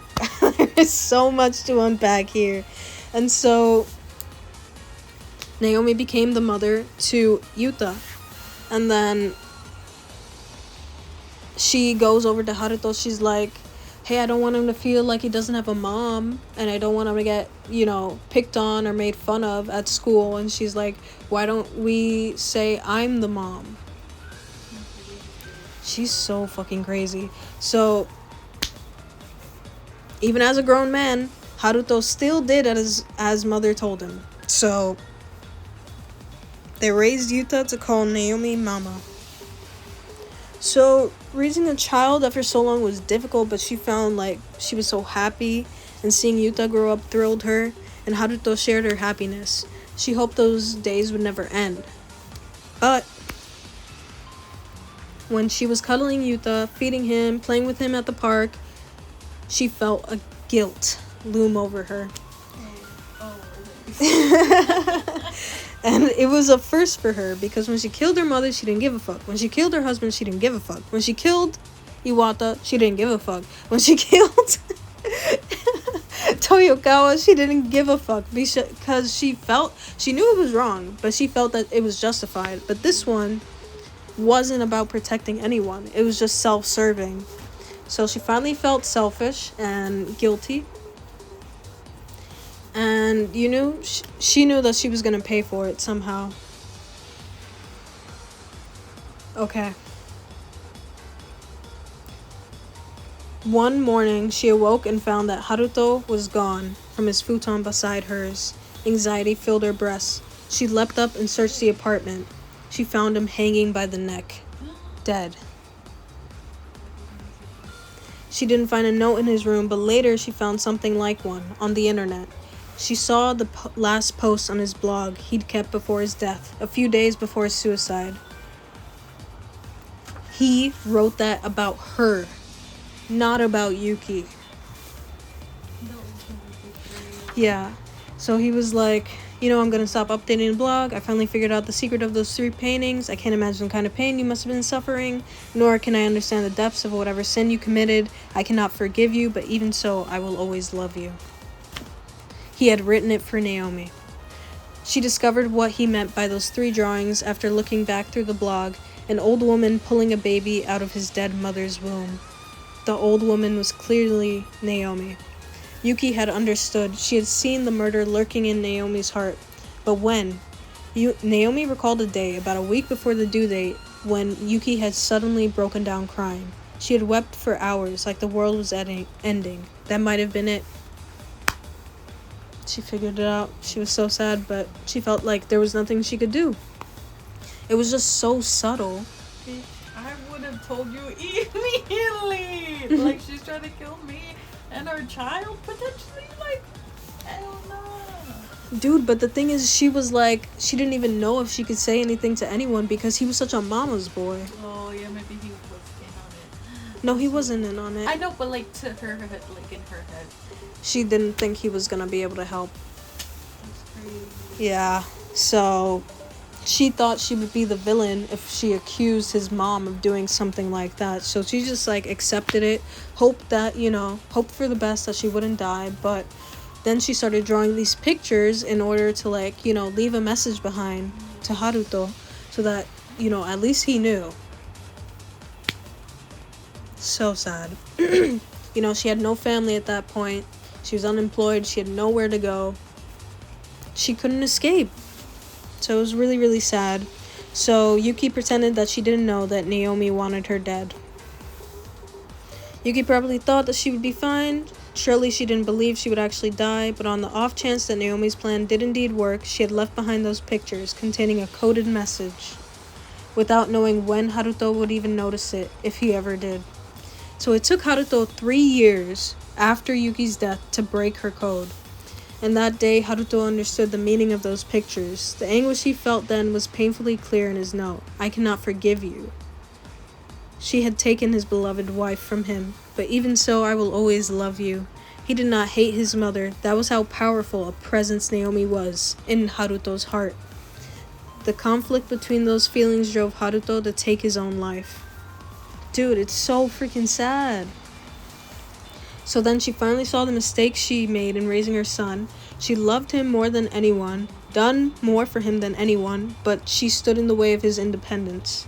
So it was basically like, they were still attached by an umbilical cord. So he could not resent her. And she just felt so bad. She was like, I'm so sorry. And she just cried she didn't cry at first, because she felt the same thing her mother did when her husband died or killed himself. That's funny how it just runs in the family. Really interesting. Well, she had no tears. She didn't have the strength to cry. So now we're back to Kamui. Damn it, I keep messing up his name. It's Kumai. Kuma. Okay. So he's still recovering in the hospital, whatever. And then he found out 3 weeks before that the cancer is coming back. He had been, cleared, but it came back, and he only has a 50% chance of surviving for the next few years if he does the surgery. So he just assumes he's gonna die. And so he felt like he never helped anyone in his reporting days, and doing this for Iwata was the first time he felt like he actually helped someone. So before he ended up in the hospital, he went to meet this guy named Keizo, and he was working at a police department. He was the policeman that he worked with the most back when he was a reporter. So he was talking to him. He's like, hey dude, I need to figure out, I need you to arrest this woman. And then he's like, I don't know, we can't really do that without proof, without evidence. And then he's like, I know that she murdered all these people, so what if you arrest her for something else? And then, once they have her here, they can look into her background and everything. And so he's like, okay, but that's gonna put you in danger. And then he's like, I don't care, I have to do this. I got cancer again, I'm gonna die anyways. And so he's like, okay, but you cannot die. You have to wear a vest. Promise me. And then, basically, he's the one that had been following her the whole time. He was trying to scare her so that ultimately, when he knocked on the door, she would, attempt to kill him, because she had killed so many before. Probably 5 people. Yeah. So she was scared. And remember, in the beginning I was like, yeah, it's normal. But this bitch was paranoid because she'd killed so many people. So she didn't want the police involved, because she didn't want them to look into how she killed her mom, maybe figure out how she killed Miura, and then all the other guys. It's so sad. Yeah, we could add Yuki to that list, and basically Haruto, because if she hadn't killed his wife, maybe he'd still be alive. So, yeah. So he follows this plan. He's stalking her, at first walking, then with the car, and then following her up the stairs, and then the next day knocking on the door. So he feels ready, and he ends up like soaking in the bath for longer and slowly drank a cup of coffee. He donned his gray coat. He felt like, if this is the day to die, you know, I'm gonna fix this shit. I'm gonna figure this out. He's like, gray's a good color for a burial. So that's when, you know, he knocks on the door and she's like, I'm coming. And so again, we have the psychologist from the beginning talking about like more present day. Yeah, and how she fucked up so bad, and she's like, I really thought otherwise, but then she's like, actually children and like animals would probably have made it worse because it brings out her aggressive nature and she's willing to do anything to protect them. So she really regrets her decision, and she's just like thinking about it like she made the worst mistake ever. And then we go back to Kumai, and we're going back to present time. He's about to get discharged, and the kid who's in the room with him, his roommate, he's like, sounds like you'll be leaving soon, congrats. And he's talking about how he has cancer and stuff, and then how he's not gonna have surgery. And then the guy's like, why not? And then he's like, I'm already 65, I don't have like a family or anything, not a lot of fun is like left for me. And then he's like, the kid is like, no, you can still have fun, like you can go diving or bouldering or something. I mean, why he chose those, I don't know, but anyways. And he's like, and I still think you've got something left to do. And then Kumai's like, what? Like, what is that? And then he's like, you were part of Naomi Kono's arrest. Now you need to look after her grandson, Yuta. And he was like suspicious because he was like, he barely even said anything to this kid. So like for him to know, and then he was like, how do you know? And he's like, he watched what happened to Iwata on the news. And then it was a shock when he saw his name on the door. He was like, wow, what? I get to like room with this guy? And then he tells him about the blog. And he's like, I'll tell you about this blog if you promise to get the surgery to save yourself. Yeah. Because he wants him to take care of Yuta. Because, yeah, that's kind of his responsibility now, because he got Naomi arrested and all that, and everyone else is dead. Poor kid. She made sure of that. Yeah. She made sure he had no living relatives. And it's crazy because she went she went after her own family every single time. It's crazy. And like, Could've even just stayed single. No, for real. Be like a midwife, stay single, you killed your mom, but maybe she kind of deserved it. Yeah, it's freaking crazy, dude. And then he's like, okay. He looks up the blog, and he realizes that, oh no, not Raku is actually an anagram for Haruto Kono. So he like used his name in there, you know? Okay. So then he tells him and everything. So next we're looking at a sunny day at the end of June 2015. So they're talking, it's Miyu and her dad. So they're talking a bit, and they're like, I still want to invite Yuta even after everything happened. Like, I want to show them that, you know, there's still joy to be had in this life, even though like the two kids have experienced such sad things. And, you know, Miyu really knows Yuta, so when he doesn't really want to eat anything, she's like, he doesn't like that. And then he's like, oh man, I'm so sorry. And then she's like, he likes stir-fried noodles though. And he's like, I'll do my best. So he does that. You know, Kumai ends up getting the surgery and he drops him off. So he's like basically the foster parent trying to adopt him, which is great. And so he just wants them to have fun. And then Yuta's like really happy. He gets to eat. Miyu is really happy that Yuta's happy. They're just so close, those two. And so that's the end. That's the end. He loses all his family members, but he has friends and going to have an adoptive father. To be fair, at least he's not around his fucking grandma. Yeah. No, for real. His grandma was insane, dude. That shit was literally crazy. How you kill so many people. So this author is named Uketsu, and this book, again, is called Strange Pictures. In June, there will be his next book that will come out, translated, called Strange Houses.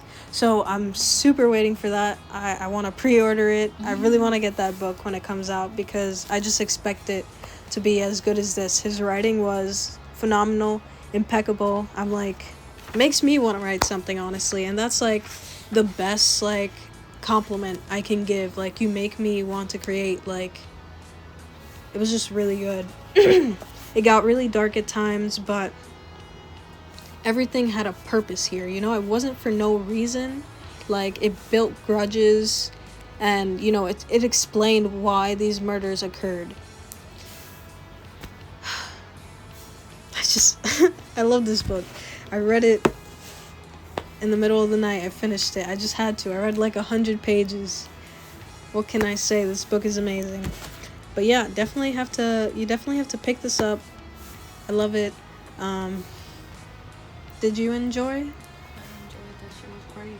Right? That was fucking drama filled. It took like 3 hours and a half to do that. So I don't know how I'm gonna post this. I don't know if I will do like Your voice is going out. I know, dude. I've been talking for so long, not a drink of water. I don't know how I'm gonna edit this, but hopefully, you know, it's not too stressful for me and I can get this out there. Like, I need more people to read this book and we gotta talk about it, dude. The main focus, like, the main reason I picked up this book, one, I really liked the cover. Then I saw mystery horror, I was like, okay. Then I saw it was Japanese and I was like, okay, I'm more interested now. And then I saw, like, I read, like, the little prologue and I was like, ooh, they're analyzing pictures? I love that because as a student, you know, a cinema student back then, that was like my favorite part. Like, I honed my analysis skills over the next like 3-4 years, and it just like became so much fun to me to find the little details in movies and to have a book that like looks at the little details like that. I thought this was all short stories, but actually they're all interconnected, and it's amazing. I actually got kind of spoiled because on the back it says Janice Hallett, you know, just leaving a little note here. Oh, no. Well, she said, so captivating, I read in a day. I fucking get that. And then this guy, GT Carber, so he says, wonderfully innovative, delightfully macabre, and fiendishly clever. Seemingly unconnected stories tie themselves into a complicated knot, which Uketsu masterfully unravels. This book was amazing. Totally encourage you to check it out. I mean, it is a thrill from start to finish. I hope you saw this after reading this, but if not, I hope this just like makes you want to read it. I only did like a summary. I went through the whole book though. This took like almost 4 hours, but I still feel like it was worth it. I had a lot of fun reading this book and I had to share it. I'm gonna share it with my friend next. And hey, hope you have a good day. As per usual, it's Jiro, sometimes rnji, and as always, your favorite hero. Lastly, if you like my vibes, subscribe, and love my cat, love my wife, love my life. Hope you guys have a good day, and I'll see you next week.